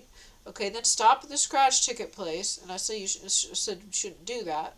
And then go to the garbage, and he pulls out a bunch of meat. And it's like, you shouldn't take the pork, This I wouldn't be taking. But anyways, like, this stuff's being thrown away. It's actually good to use it, It's like, it's too bad that stuff couldn't have been donated instead of just thrown in the trash. But I know they don't got all types of laws where people get sued. Then start biking, and then like go into the gym, and on the way, he wants to stop at this bread place and get bread for his meat. I said, okay, yeah. And then he stops there, and then he pulls like bread out of the trash, and and there's like donuts and bread and all types of stuff in there. He pulls like some out. And there's a dead mouse right on top. A dead mouse right on top. And I mentioned there's a dead mouse in there. And he's like, shh. There's like a camera right there. Like, shh. So get in trouble. And I said, there's a dead mouse on the top. He's like, be quiet. He didn't say it mean. He's like, you gotta be quiet. They're gonna, they'll send like a police or something. It's like, there's a dead mouse on that. And it's like, oh, I'm not gonna eat that food, you know. But anyways, he is. He got like several breads. There was a ton of food. It was just thrown in the trash and wasted. It was more than anyone could eat. It could have fed like the soup kitchen. And it was all thrown in the trash. Anyways, then he mentioned after this, he said, oh, there's free dinner at the Salvation Army. I'm like, what? I want to go to that. I heard about that and I never could make it. I've been wanting to go to that. So I guess Sunday nights they have food at the Salvation Army. That's amazing. Now I don't need to bring as many leftovers home. And it's like a lot of the food at the soup kitchen is donated and it's past the expiration. So you can't really keep it. You got to eat it then. Like, it's still good, but if you put it in your fridge, you'll get sick. I don't know. Anyways, let's see here. What else did I cover here? Oh my gosh. So, we go to the gym. He's kind of like hiding. I have him come in as my guest. You don't. I said I can bring a guest for free. I said you can work out on anything you want. So, and I said, like, showed him the price was cheap. You can take showers here. You can use all this equipment. There's like the massage chairs and stuff. And then I said, I got to do this thing. I want to go use the spa. I said, I don't really work out here. I just use the spa. And then I get out, and he's just sitting by the door, kind of hiding. And it's weird. And then it's like, do you want to use a massage chair? And he's like, okay. And I have him come. So I wonder if he's hiding, and maybe people know who he is or something. I don't know. Something weird. Or he doesn't want to use it. And so then he gets into the massage chair finally and uses that. Then I use the other one.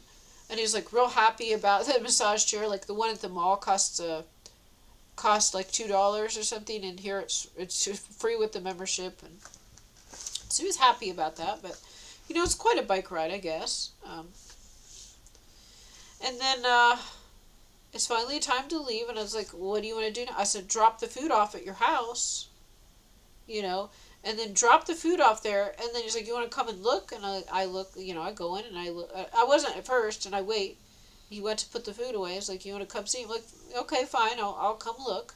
And I go in, and I was surprised at the state of the house, honestly. It was in bad shape, but like there's like ceiling falling down and stuff too. So it's like my house, but a little worse. Actually, maybe it's not worse. It just, there wasn't furniture in there. So it's kind of like my house, but like the step not being fixed. There was a missing step. So, like, if he likes to fix things, then why didn't he drywall his own house and do some repairs? Because he actually didn't own it. He's squatting in an abandoned house, but he said he used to live there, and then people stopped paying, and then he was kicked out. So he said he comes back now because he used to live there and doesn't have anywhere else to go. He says when he goes to the other, like the homeless shelters, they try to kill him, so he can't go there. It's like, I can understand that. They try to get me at the soup kitchen, but it's like, but they can't, though. Because God will protect you. I mean, but sometimes that protection is getting you to go and squat in the house. So that can happen. So, like, I'm kind of believing this so far, but I'm skeptical. I tend to believe what he's saying, but I am skeptical. But I was a little surprised, because he actually looked, like, clean and well put together. And it's like, you know, and I said, there was a dead mouse in that dumpster. Didn't you see that? It's like, yeah, my immune system's so great. You know, I would kill a mouse probably. I said, yeah, but that's my thing. You know, I don't like any filth. That's how they get me. I don't like any filth. Get to his house. He's looking for a wrench, and I'm just kind of waiting. He's like, you want to come in and you come see? And I go and I look real quick, and then I leave. It was messy. There was not much furniture.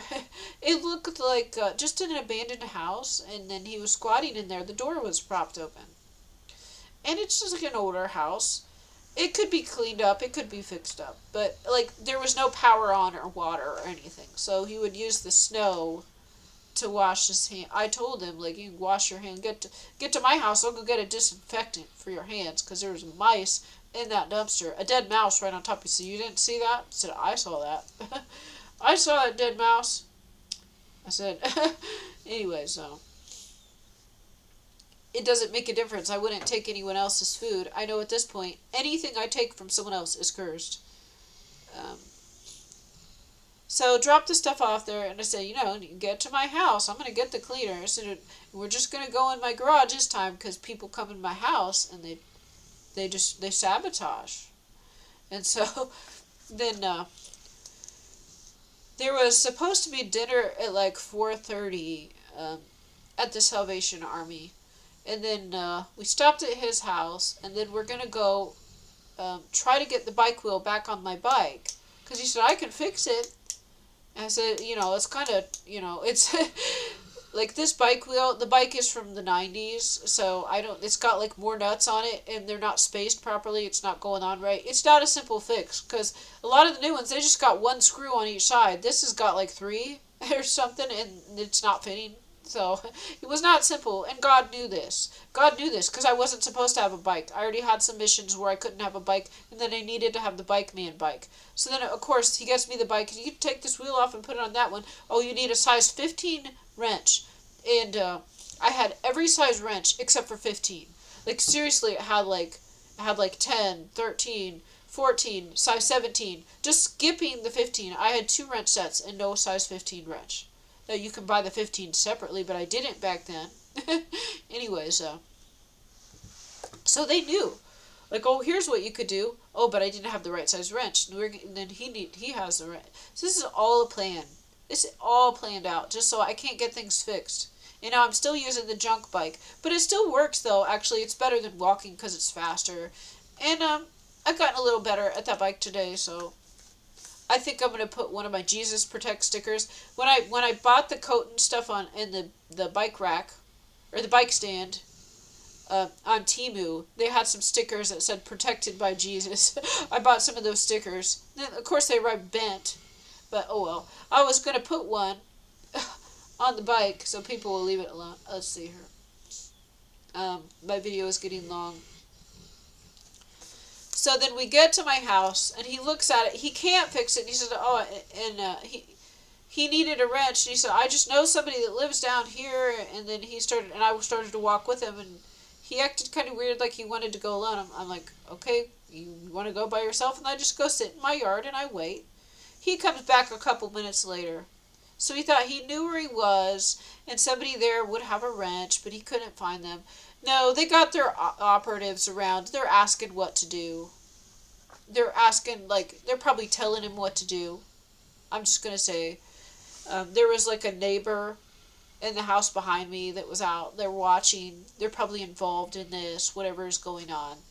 It's either to test me or to get me or both. Then he could also still be good, and just they send people to come get me to see if I will take the bait. I don't know.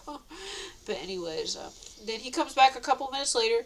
I said, "You know where my house is?" Does not have the wrench. And I look at him and I said, "You swear to the one true living God." I'm like wording this whole thing out, like, "Swear to the one true living God, you weren't sent here, to do something bad to me." It's like, and I swear, and then.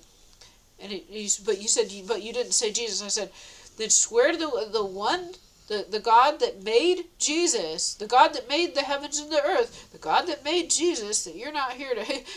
And anyways, I think he did agree to that finally. So then I kind of got my guard down a little bit, because that's a severe lie, if he's making that up. So maybe he's not there to harm me, but if I take the bait. But she won't take the bait because she believes in God. This is like Job right here. Job's job was to believe in God when everything's taken away. It's like what's going on here. He doesn't have the wrench, and I said, "Oh, it's getting late. It's like after 3. It's like, you want some coffee? We go down and get some coffee at the Salvation Army before dinner." I'm like, "Yeah, get the bike later." He almost acted like he was going to take the wheel off of the bike he gave me. I'm like, no, I need this one to, don't mess with that one till the other one, because I need this while I don't have the other. So then nothing was done. We don't go in the house. Oh, actually, he sees my dogs. So, like, right by my garage is the fence with the dogs. I said, "There's my dogs." I said, they're sweet dogs, but, if somebody went in there, they might attack him. And he sees my giant Saint Bernard pit bull mix. Okay, and yes, actually, the test said number 2 dog was a pit bull in my big boy. So I normally say Saint Bernard mix because his heart is like a Saint Bernard, But this time, with this man who I don't trust, I trust him somewhat, but not all the way. He actually seems like a good man, but he's like doing, I don't trust him all the way. He's probably just another enemy. I just assume everybody's an enemy. So then I mention, and we go up to the gate, and I say, you can see my dogs, don't touch him till I get the cleaner. I go in my house, I get my disinfectant, and I spray his hands, make him spray his hands off before he touches my bike wheel, even though the other guy already got it dirty. Just, he grabbed stuff out of the trash with dead mice in there. So, anyways, I said, don't touch my dogs yet. Then he sees my dogs, and he sees my gigantic dog. He's like, what kind of dog is that? And I said, it's a St. Bernard Pit Bull. This is what a St. Bernard Pit Bull looks like. And I said, and if somebody tried to get in here, they might attack. He's like, yeah, he's like, yeah, they would defend you. He knew that, and he saw that. So we were at my garage, and then there's the fence, and he saw my dogs, and he saw that I have a very large dog, and I have 3 dogs, and I've got a crazy dog. I said, that's a hunting dog there. My bike was not fixed. Then we start heading. It's still not fixed. And he mentioned something about, like, he said, oh, I should have got a backpack. He mentioned that earlier. So then we were at my house. I said, I got a backpack. I went and I got a backpack, and I brought it out and gave it to him. So then on the way, and he put some stuff in it, and he doesn't put it on his back. He's just, like, got it on his side or on the handle or something. And I don't know why he wasn't wearing it. He should have been wearing it. But anyways, he just got it hanging there. And then on the way there, it actually gets jammed in his bike gears, and it rips and breaks. Now he said, oh, I could fix it. And so I was a dumbass doing it. I said, well, why weren't you wearing it? I said, why weren't you wearing it? Because I thought you needed a backpack. And so it got broken. You could still wear it on one side. Maybe this is a little sign, I don't know. And then some of his food fell out and I'm like, oh, I'm sorry. Some of his food fell out of the book bag onto the ground. And so you get your food. He had cookies. Some of his cookies and a cinnamon toast crunch fell on the ground. And he said, I'll get it later. He left it. So he lost it. He lost a cinnamon toast crunch. And just, oh yeah, he tried to give me the cinnamon toast crunch right away. And when we went to the trash, he's like, you want some apples? You want some meat? I'm like, no. I said, no. And he just wanted to stop and get the food. So, it looked reasonable. He didn't have it in advance, but you never know. They could have even had, like, they're watching, they know when stuff gets thrown away, and so they know it's still there. Or they know what days, like, where the trash is at each place. So this is Sunday, we know where to get the food. It's probably still cursed. If I had taken anything, I would have been cursed. I took nothing. And so then, and I said, later, it's like, and I didn't curse that. Yeah, then it means it was God doing it. Anyways, then we head to the Salvation Army. And then when we get there, there's 2 other people from the homeless shelter that I've been seeing lately. And they smiled and they seem nice, okay? And they're addicts, I think. I think they are. Yeah, I know one of them is, at least. But anyways, they look like nice, though. And they smiled, and they saw me and the other guy there going up, and they were leaving. And it turns out that they normally have dinner there, but it's closed until the 18th. There's no dinner there. So they're on vacation. And they normally have dinner. Now, see, actually, Bikeman brought some food from his house. I said, just leave that. I'm not going to, I want to get the food at the Salvation Army. He said, I'm going to bring it if I see somebody that needs it or something, And we get there, there's a sign on the door. It says, closed until the 18th. Well, it's the 4th, actually. That's 2 weeks it opens again, where they have Sunday night feeding. I said, I wish I knew about that before. And I said, I think you knew about this. I think you knew about this before, and then that's why you brought this food. And I was saying stuff like that. And he said, how would I know about this? I've been with you all day. I said, yeah, you could have came here before. He's like, you want to go to the park? Or you want to go to he said some name, I don't know what that. I said, yeah, I want to see where people go. And we go on this bike path, and around this park, and it's really nice, and it goes around like a big reservoir where you can put boats in. And it was like he was showing me another park that I could go to, and where it was. And it was real nice. It had a bike path and everything. It was kind of fun. Like, a lot of it was uphill, though. Why is everything uphill? Like, And actually, as we left, leaving my house, we had to go the half mile up the hill. And he's like, "Oh, this is," and his knee was hurting. He was standing up. And I said, "Yeah, every time I leave, I have to go up a hill. So now I'm doing fine. And his knee is hurting. And, and he's going kind of slow." I said, "Do you want to walk?" He's like, "No." And we turned right up here. So then, like, I'm, like, in a little better shape. I don't really feel threatened. I'm just going to say. I don't feel threatened. I don't feel threatened of anybody. I don't. Because I believe in God anyways. It doesn't matter. I could be in a wheelchair and I would not be afraid, because when you have God, God is in control of the world. So nothing happens if it's not supposed to. Like, I guess if you do something stupid, put yourself out there and don't pray for help. But anyways, when it says Jesus saves, that doesn't mean Jesus takes you to heaven or to hell. That's not his decision. It means when you call on Jesus, he'll save you. So if somebody tries to, like, attack you, then you can call on Jesus and then it'll be intervened and you can be saved. That's actually the truth. That's anyways, so then we, like, go all around this park. It's really beautiful. And then get to the point, like, where it's uphill and it's snowy. So then we walk the bikes up. There's an area, like, under a roof, and then there's a grill, and he's like, "Oh, I forgot a lighter." He mentioned a lighter earlier. I said, "Oh, yeah, I didn't, you know, I did not get it on purpose." He just didn't mention it again. He had this bag of food. He said, "I want to make some burgers." And I said, "No," and then he didn't have a lighter. He said, "Do you have a lighter?" I said, "No." I said, "That's okay, because, I can't eat stuff. I'm not allowed to eat food from other people, too." And he tried to make it a little bit, and he had that food. And I was like, "No." And he had, like, cookies and stuff and eating it in front of me. No, when I was hungry. I said, "No, I'm not," I said, "I'm not allowed to," or I didn't say I'm not allowed to. I said, "No, I don't eat, food. I don't take things from other people." Then he's talking a little bit about his situation. And he mentioned, like, how they get him through love, and how he's just been with a bunch of narcissists. And I think maybe, is this guilt tripping? I don't know.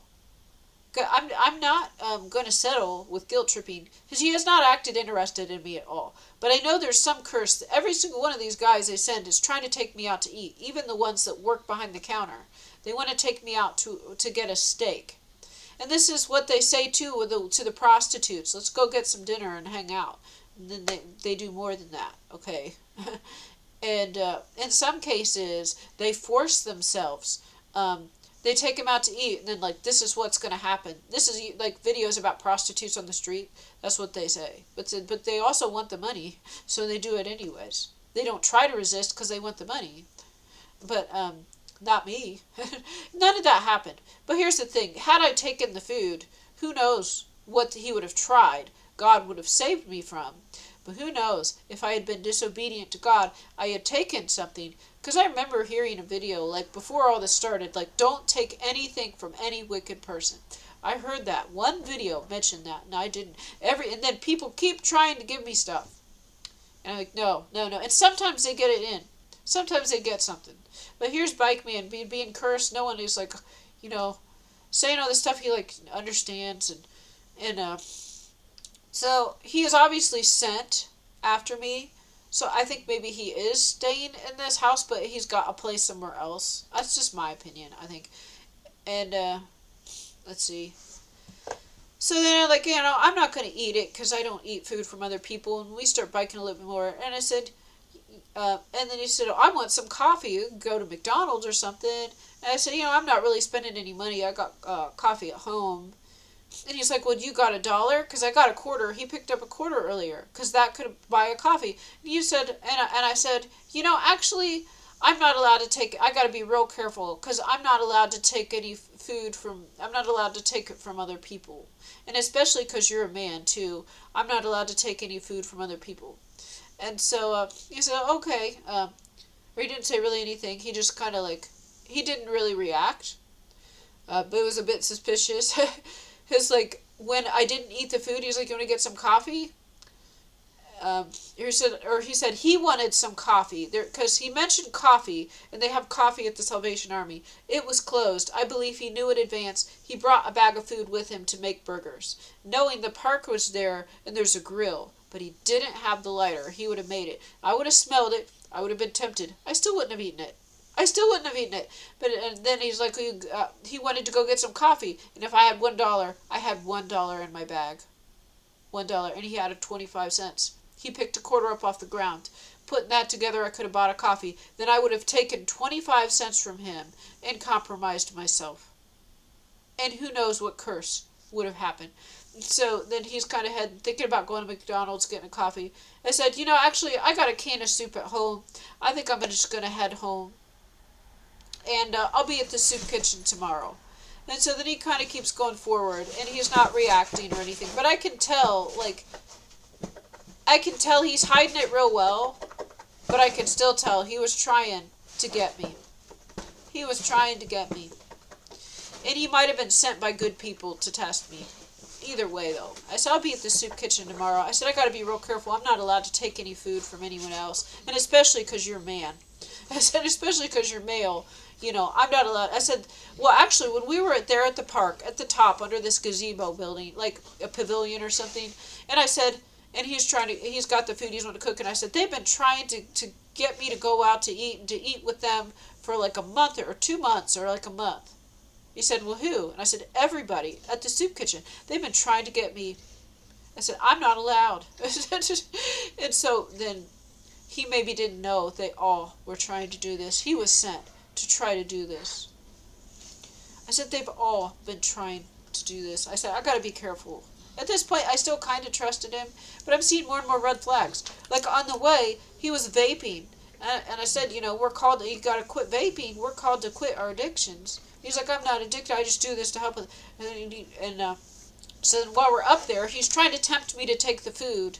And like, what? He's probably going to try to rape me if I take the food. Well, good luck. You try to rape me, I will kill you instead. See, what happens is if you tried to rape me, I would kill you. I used to be a wrestler. I used to be able to hold down guys like 50% larger than me. And maybe you're fatter than that. I don't know. What I'm saying is if you tried to rape me, then God would fill me with the Holy Spirit and I would murder you. Maybe not, but maybe I wouldn't murder you. I don't know. But you would not be successful. That's all I'm saying. You would not be able to. Because then it's all out. Then it's like, you want to try? You're going to lose. When I mean I'm not afraid of anything, I mean I'm not afraid of anyone. They would try to kill, and he said like how they try to kill him and they use these weapons and stuff. I said, yeah, they try to kill me. And I mentioned when the shooter came, and I think they sent the shooter up my driveway, try to come into my house, but I was there in my van with the brights on, and I told him that. I said, I went to the police, I don't care. So they tried to kill me. So God protects me. He's like, I said, God only allows certain things to happen. Like they can't actually kill you. They can make your life bad, but they can't actually kill you. So like if he's actually working for the other team, I'm telling him. I said, they already tried to kill me. They're not allowed. They're not allowed. So I still don't know. Like, I still feel like I kind of trust him, but like, it's like he was trying to test me and then keep a straight face. And then like, sometimes they're like happy that they fail. I don't understand this. I still don't know what side he's on. But he had red flags. And I mentioned, and we were talking too, I said, you got to quit that vape. I said, I quit that already. I did that for like 10 years. You got to quit that stuff. I said, that addiction. Because that costs money. And if you don't have money, you can be controlled. This is just what I said to the spotter for the narcissist. I told him that too. He understood, he agreed, but he's an addict, so he can't. And this man, he wasn't doing like, he's got like pharmaceutical drugs he takes for his condition, but he was just using vape and marijuana. I said, you got to quit that because it takes money. He's homeless, doesn't have a job. And then if you don't have money, then you can be controlled. And so, and then we're up there, and like he's thinking about making the food, and like how they try to get him through his heart and stuff. And I said, you've been single for like 2 years? And he said, well, probably, I think. And I said, probably not, but maybe something.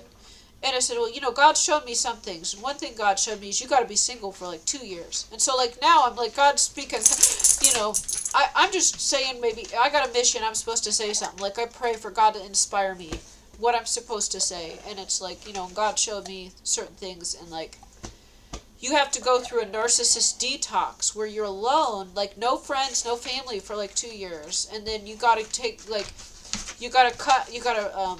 become the best version of yourself and get rid of all your addictions. Because now I see he's the vape, He's doing marijuana. Um, there there was a few other, like, I see good things, and then I saw some things that weren't perfect. So I'm thinking this is still a good person, but they're just not as spiritually elevated maybe as me, because I already quit all that stuff. So I see somebody with cigarettes and vapes, then it's like, okay, now we're not on the same level. And I said, and you got to work on yourself, become the best version of yourself, cut out all your addictions. And I say that looking at him. If maybe he's sent there, and I'm telling him, and I go. And so maybe this will inspire him, because a lot of the people they send to come after me, I see good in them, and I see how, like, they do have nice dispositions. And then I said, like, and a lot of these people, like, that come against me, and he's saying, like, us, a lot of these people that come against me, it's like, I'm not doing, like, what they already compromised. Like, they already joined the gang, or they already did this other stuff when they were threatened. And I didn't. And, like, they sold out, but I didn't. So, like, even though they didn't want to, but they did because they were afraid, and they were lacking courage. So now they have to be my enemy and come against me. It's like a lot of them, like, what the narcissist tried to intimidate me and threaten me. And, like, you wouldn't want anything bad to happen to you. You wouldn't want anything bad to happen to you. I made this video a long time ago. And so, and I said, and those people didn't have courage. And, like, they did join the groups and go along, and so they don't want me to succeed. Like, they have to come against me. So, anyways, then as I left, Bikeman kept mentioning coffee, and so then he bikes for us. You know how to get back? And I said, yeah, and I did go the wrong way actually, but I figured out. I knew about where I was. And so then he keeps biking forward, and he doesn't look back, so he's trying to keep a straight face. After and I said, I got to be careful. I can't take any food from anybody. I said, I'm not allowed to take food from anyone, and I have to be more careful, especially because you're male. And so then he's trying to keep a straight face. I can tell, like, he's trying to keep a straight face, so, like, he's caught or something, and then he's going forward. Now, that doesn't mean that he's actually bad, though, because there's still a chance that, like, he's working for the good guys, being used to test me to see if I'm ready. I'm just gonna say. And, and he's probably the one that deflated my tire. But another man cast a spell, so maybe not. He, like, showed up right on time complimenting my bike. Yeah, I'm not dumb. So I don't trust anybody. I don't trust anybody, and I said it to him from the beginning. But then I leave. Bikeman kept talking about coffee. And so then I bike, and I'm almost home, and I think, you know what? I think I want to stop at Starbucks and buy a cappuccino. I want to stop at Starbucks and buy a cappuccino. So then I bike, because I'm a block or two away from the hospital, and they have a Starbucks in there. It's right next to my house. So then I go to the hospital. And I go in, and the Starbucks is closed. It was like 4:30 or something. The hospital, I thought the Starbucks would be open like till 6 or something. It is Sunday, but it was 4:30 and it was closed. It was all black. And then, so you walk in, here's the reception desk. A few doors down is the Starbucks. I see clearly it's closed. I'm like, okay, God has brought me here. Like, Bikeman kept mentioning coffee, got it on my mind, and I was hungry. My stomach was growling. So then I stopped. I'll just charge something at Starbucks. I haven't bought food in a long time now, since I've been going to the soup kitchen. So I have been spending little money. I still spend some, but I'm spending very little. I'm trying to get my debt down. I thought, I think I was successful. It was like, missions all day. And I thought, I'm going to go to Starbucks and treat myself to, like, a cappuccino and maybe even some food, because I'm hungry. And I don't have a lot of food left at home. I've got, like, some frozen vegetables and a can of soup and stuff. And then I go, it's closed. And then I have to walk past the reception desk to go back out. And then the woman there is like, do you need anything? And then I remembered the male woman yesterday, and she wanted me to pray for her mom who was in that hospital. And I go up to the reception desk, and I'm like, actually, there was somebody by this name that was admitted, it should be yesterday, with organ failure. And I said, would I be able to visit, or, to go in and pray for him or something? And she's like, yeah, and she needed the name, and I only knew the first name. And I thought maybe this is the same woman that was outside of the church, like just staying outside, because it was the same name. Um, and she's like, actually, we have several people in here by that name, and it doesn't say when they were admitted. So then she wanted me to be able to, but I didn't have the last name. So I couldn't see this one woman. And actually, this is something else. So I think I was supposed to, because during the church service at the Jesus Christ of Latter-day Saints, they mentioned the woman who was baptized was admitted to the hospital, but it was a different hospital. So that was on my mind. Like, if anyone can, like, pray. I don't know if they might. I was trying to listen, but I didn't hear too well. Whether they said to visit her or to pray for her. Because she was just baptized and now she was in the hospital. That got that on my mind. And then yesterday, the mailwoman was stopped right in front of my house, lost her keys. I believe this was God. God did this, took the keys, maybe an angel took it. Okay, and they're missing. She stopped right in front of my house so that we could talk. And then she's like mentioned while we're looking, she's like, thanks for helping me. And she's like, I'm trying to get out of here. Not, she's talking nice, but she's like, I'm trying to hurry up and get out of here because my mom's in the hospital and I want to go see her. And I said, do you mind if I ask? And it's like, and then she tells me a little bit, and I'm like, do you know, and you want me to pray for her? And so I just asked for the name. She gives me the first name, and I'm like, oh, I just saw a woman by that name a couple weeks ago, and she's like, I don't think that's her because she could hardly walk. I said, this woman could hardly walk either. So then I remembered she was at that hospital. I am now at that hospital. God has brought me to that hospital. They mentioned something about a woman being in the hospital, but it was a different one. And then yesterday, the mailwoman mentioned her mom being in this hospital. So then there I was. There's the Starbucks is closed, and I'm at the desk, and they asked me what I need, and I'm like, can I visit this woman? And they're like, well, and it would help if we had the name, and I don't have the last name. And I said, well, is there anyone else that I could visit or pray for? And she's sitting there looking at me like this, waiting, and because I was like a little, I want to say a little nervous or uncomfortable, because I didn't expect this. I wanted to get a Starbucks cappuccino. I wanted a Starbucks cappuccino, but God brought me to the reception desk, and then I thought, actually, am I able to visit this person? Because it was just mentioned to me. And then, well, is there someone else that I could visit or pray for? And she's like, actually, yeah, there's a lot of people. Go up to the cancer department and ask them there. And she told me what floor. I'm like, okay, like this was meant to happen, because she was standing there waiting for me to answer, and I kind of like, I didn't stutter, but I was like, I was a little nervous when I said it. I'm gonna say, like, I don't look professional. I was a little nervous when I said it, because I don't know, I've never done this before, and I just wanted a coffee, but I just had a shower, so I was clean. I didn't smell bad. That's good. Anyways, I had a shower this morning. And then she told me where to. She's like, oh, yes, actually, there's probably a lot. Go to this floor. And this. I'm like, okay, divine mission then. I go up to that floor, and then I go up to, and she said to go to the office, or to go to the desk. And so I go up there, and I go to the desk, and there's no one there, and I wait there like a minute, and there's some people going up and down the aisles. No one's at the desk yet. And so then I take a minute to just pray in my mind real quick and to fill with the Holy Spirit.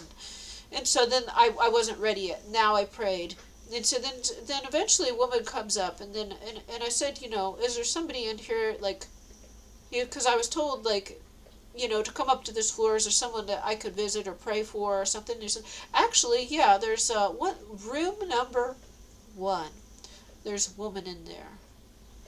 And she's like, she takes me to that room right away, and then kind of pulls back the curtain. And she's like, do you mind if there's a nice woman here to pray? She said something like, there's a nice lady or a nice woman here to pray for you.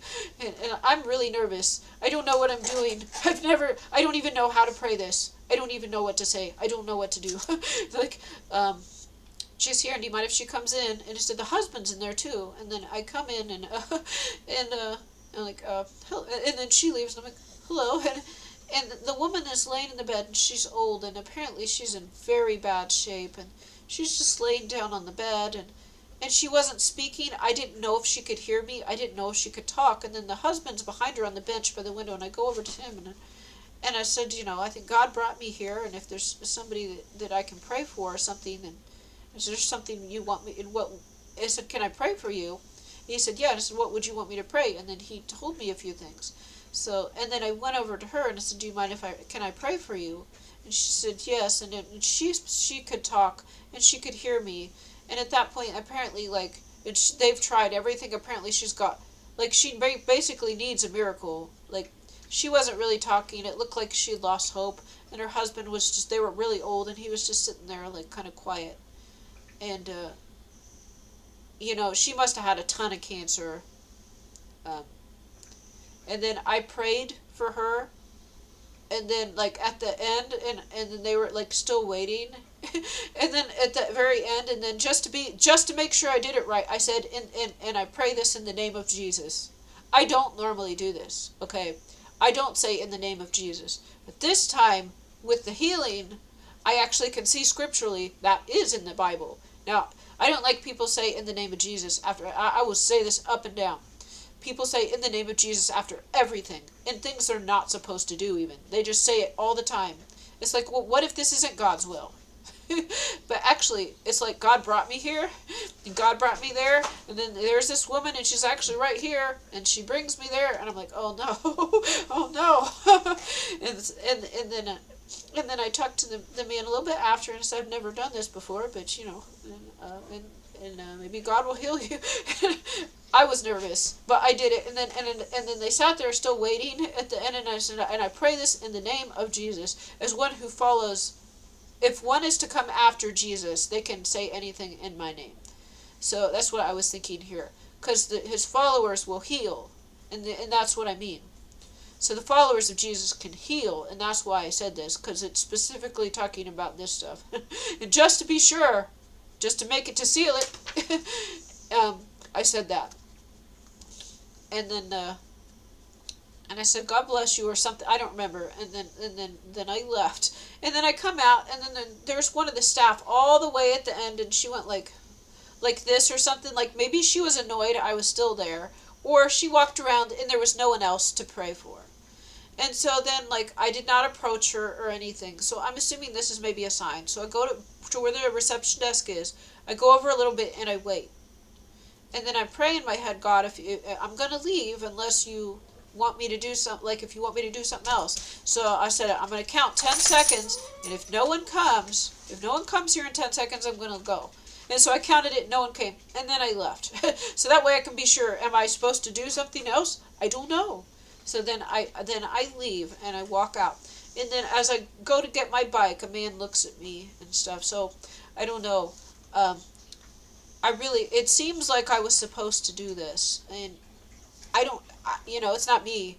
It's just I pray, and then God. This is what I'm saying. It's like it wouldn't be me healing with my own power. It'd be I prayed over her, and then God would do it. So this is not I walked in there. I'm nervous. I'm like, actually, I just saw this woman, and would I be nervous like that? That's what I'm talking at the desk. This is uncomfortable. I don't know. I don't like it, but I was gonna do it, and then I went upstairs, and then I'm a little, and they escorted me. So at that point, I said in Jesus' name at the end, because this is something that Jesus would approve of, healing an old lady with cancer. It's not that you get something, you know what I mean, or you get this job or something. That's maybe you're not supposed to, but anyways. Then I'm thinking maybe I was supposed to. Nobody knew my name. I just walked in, and they told me where to go, and I went up, and then I left. Apparently this woman was in a bad shape, and none of their treatments had worked. So, let's see if God heals her. If there's a great testimony, because that would be the Lord. Because what it sounded like is this one woman, she really needs something, and her husband's there too. She was apparently on her deathbed.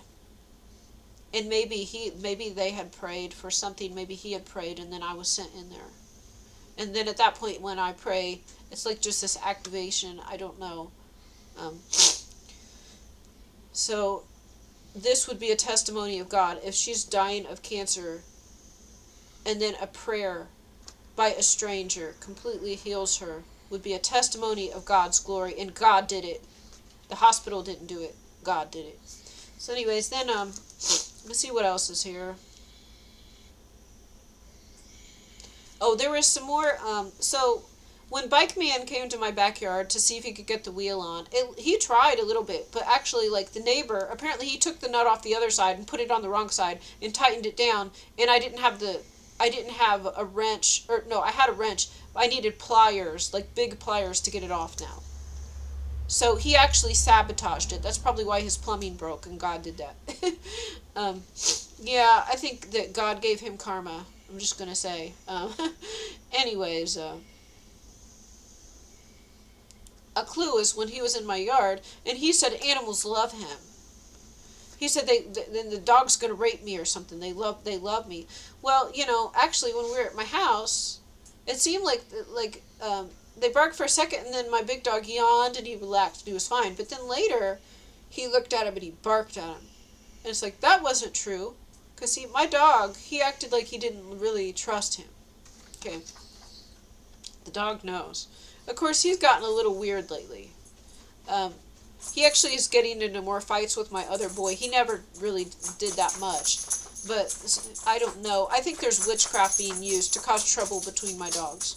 But he did not look like he looked at him like he was suspicious, and he did bark. Like, not a lot, just a little bit. But that could be a sign. When I got home, I had a can of soup. I ate a can of soup. I had some, like, Walmart burritos that were, like, it was, like, $2 for a big bag of burritos. I got it because it was cheap, but they don't taste good. And so I made some of those. And I had a French onion soup. This is, like, cheap, great value Walmart stuff that I bought. It's all genetically engineered and full of chemicals. So I had French onion soup from Walmart. It was, like, $1. And then this big bag of burritos. I had, like, $1 worth of burritos. I bought this stuff, like, 2 months ago or 3 months ago. No, I bought it, like, 3 months ago. It's just been in my freezer. And I'm saving it for, like... So the soup kitchen's closed on Saturday and Sunday.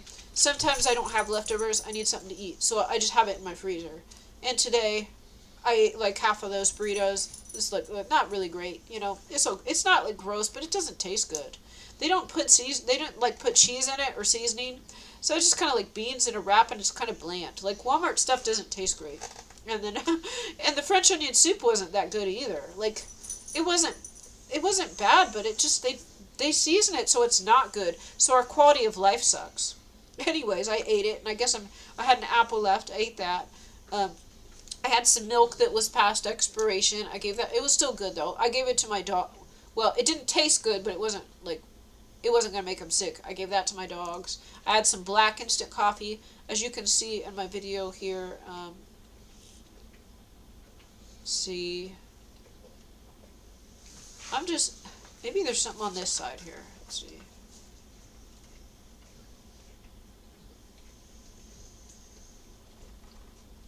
So I was just kind of calling out every suspicious thing where I didn't trust. Like bikeman had all this food he brought back to his house, and then he grabbed, like, some out and put it in a small bag. So he put most of it at his house, and then he brought some of it. And I said, why are you bringing that? Just leave it. I want to eat at the Salvation Army.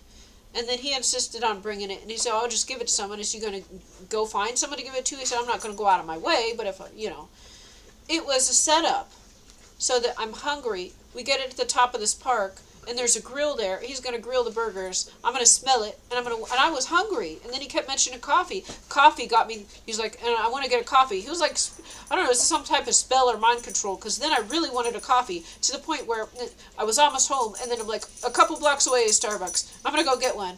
That got me in the hospital, and it was closed. It's like, wow. I'm sure there's something else I'm missing here. I'm sure there is.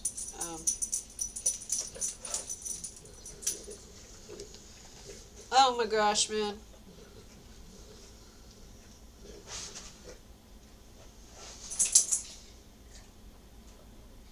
Yeah, this video is so long now. I think I'm going to have to close it, but there was something else that happened with bikeman that I thought was significant and I forgot about. There's something else. Because, like, he was easy to talk to, and he did seem like a friend, and I said I haven't been allowed to have a friend. And he wasn't making any advances on me. But if I had taken the food, then something bad would have happened. And I don't know what that is. But the thing is that I'm not afraid, and I will fight. And I will fight physically. I don't care how small. It's so weird. It doesn't matter how small I am. It doesn't matter if I'm 5'1", because this is a weird thing that God does. If this guy is 5'10", We're eye level when we stand. This is what God does. So you think that you can defeat me? I've always been, I will keep going like a soldier, man. And, even middle-aged woman, whatever. It doesn't matter. Like, I never give up. And maybe this is just like the gift that God has given me, but I always thought everyone else could do that too. And I still think they could. But maybe I'm wrong. I don't know. Maybe I'm wrong. I want to see everybody doing well. Um, maybe they can. I don't. Is this real? Is it? Okay. I gotta get off here. This video is more than 2 hours. Thanks for watching. God bless you.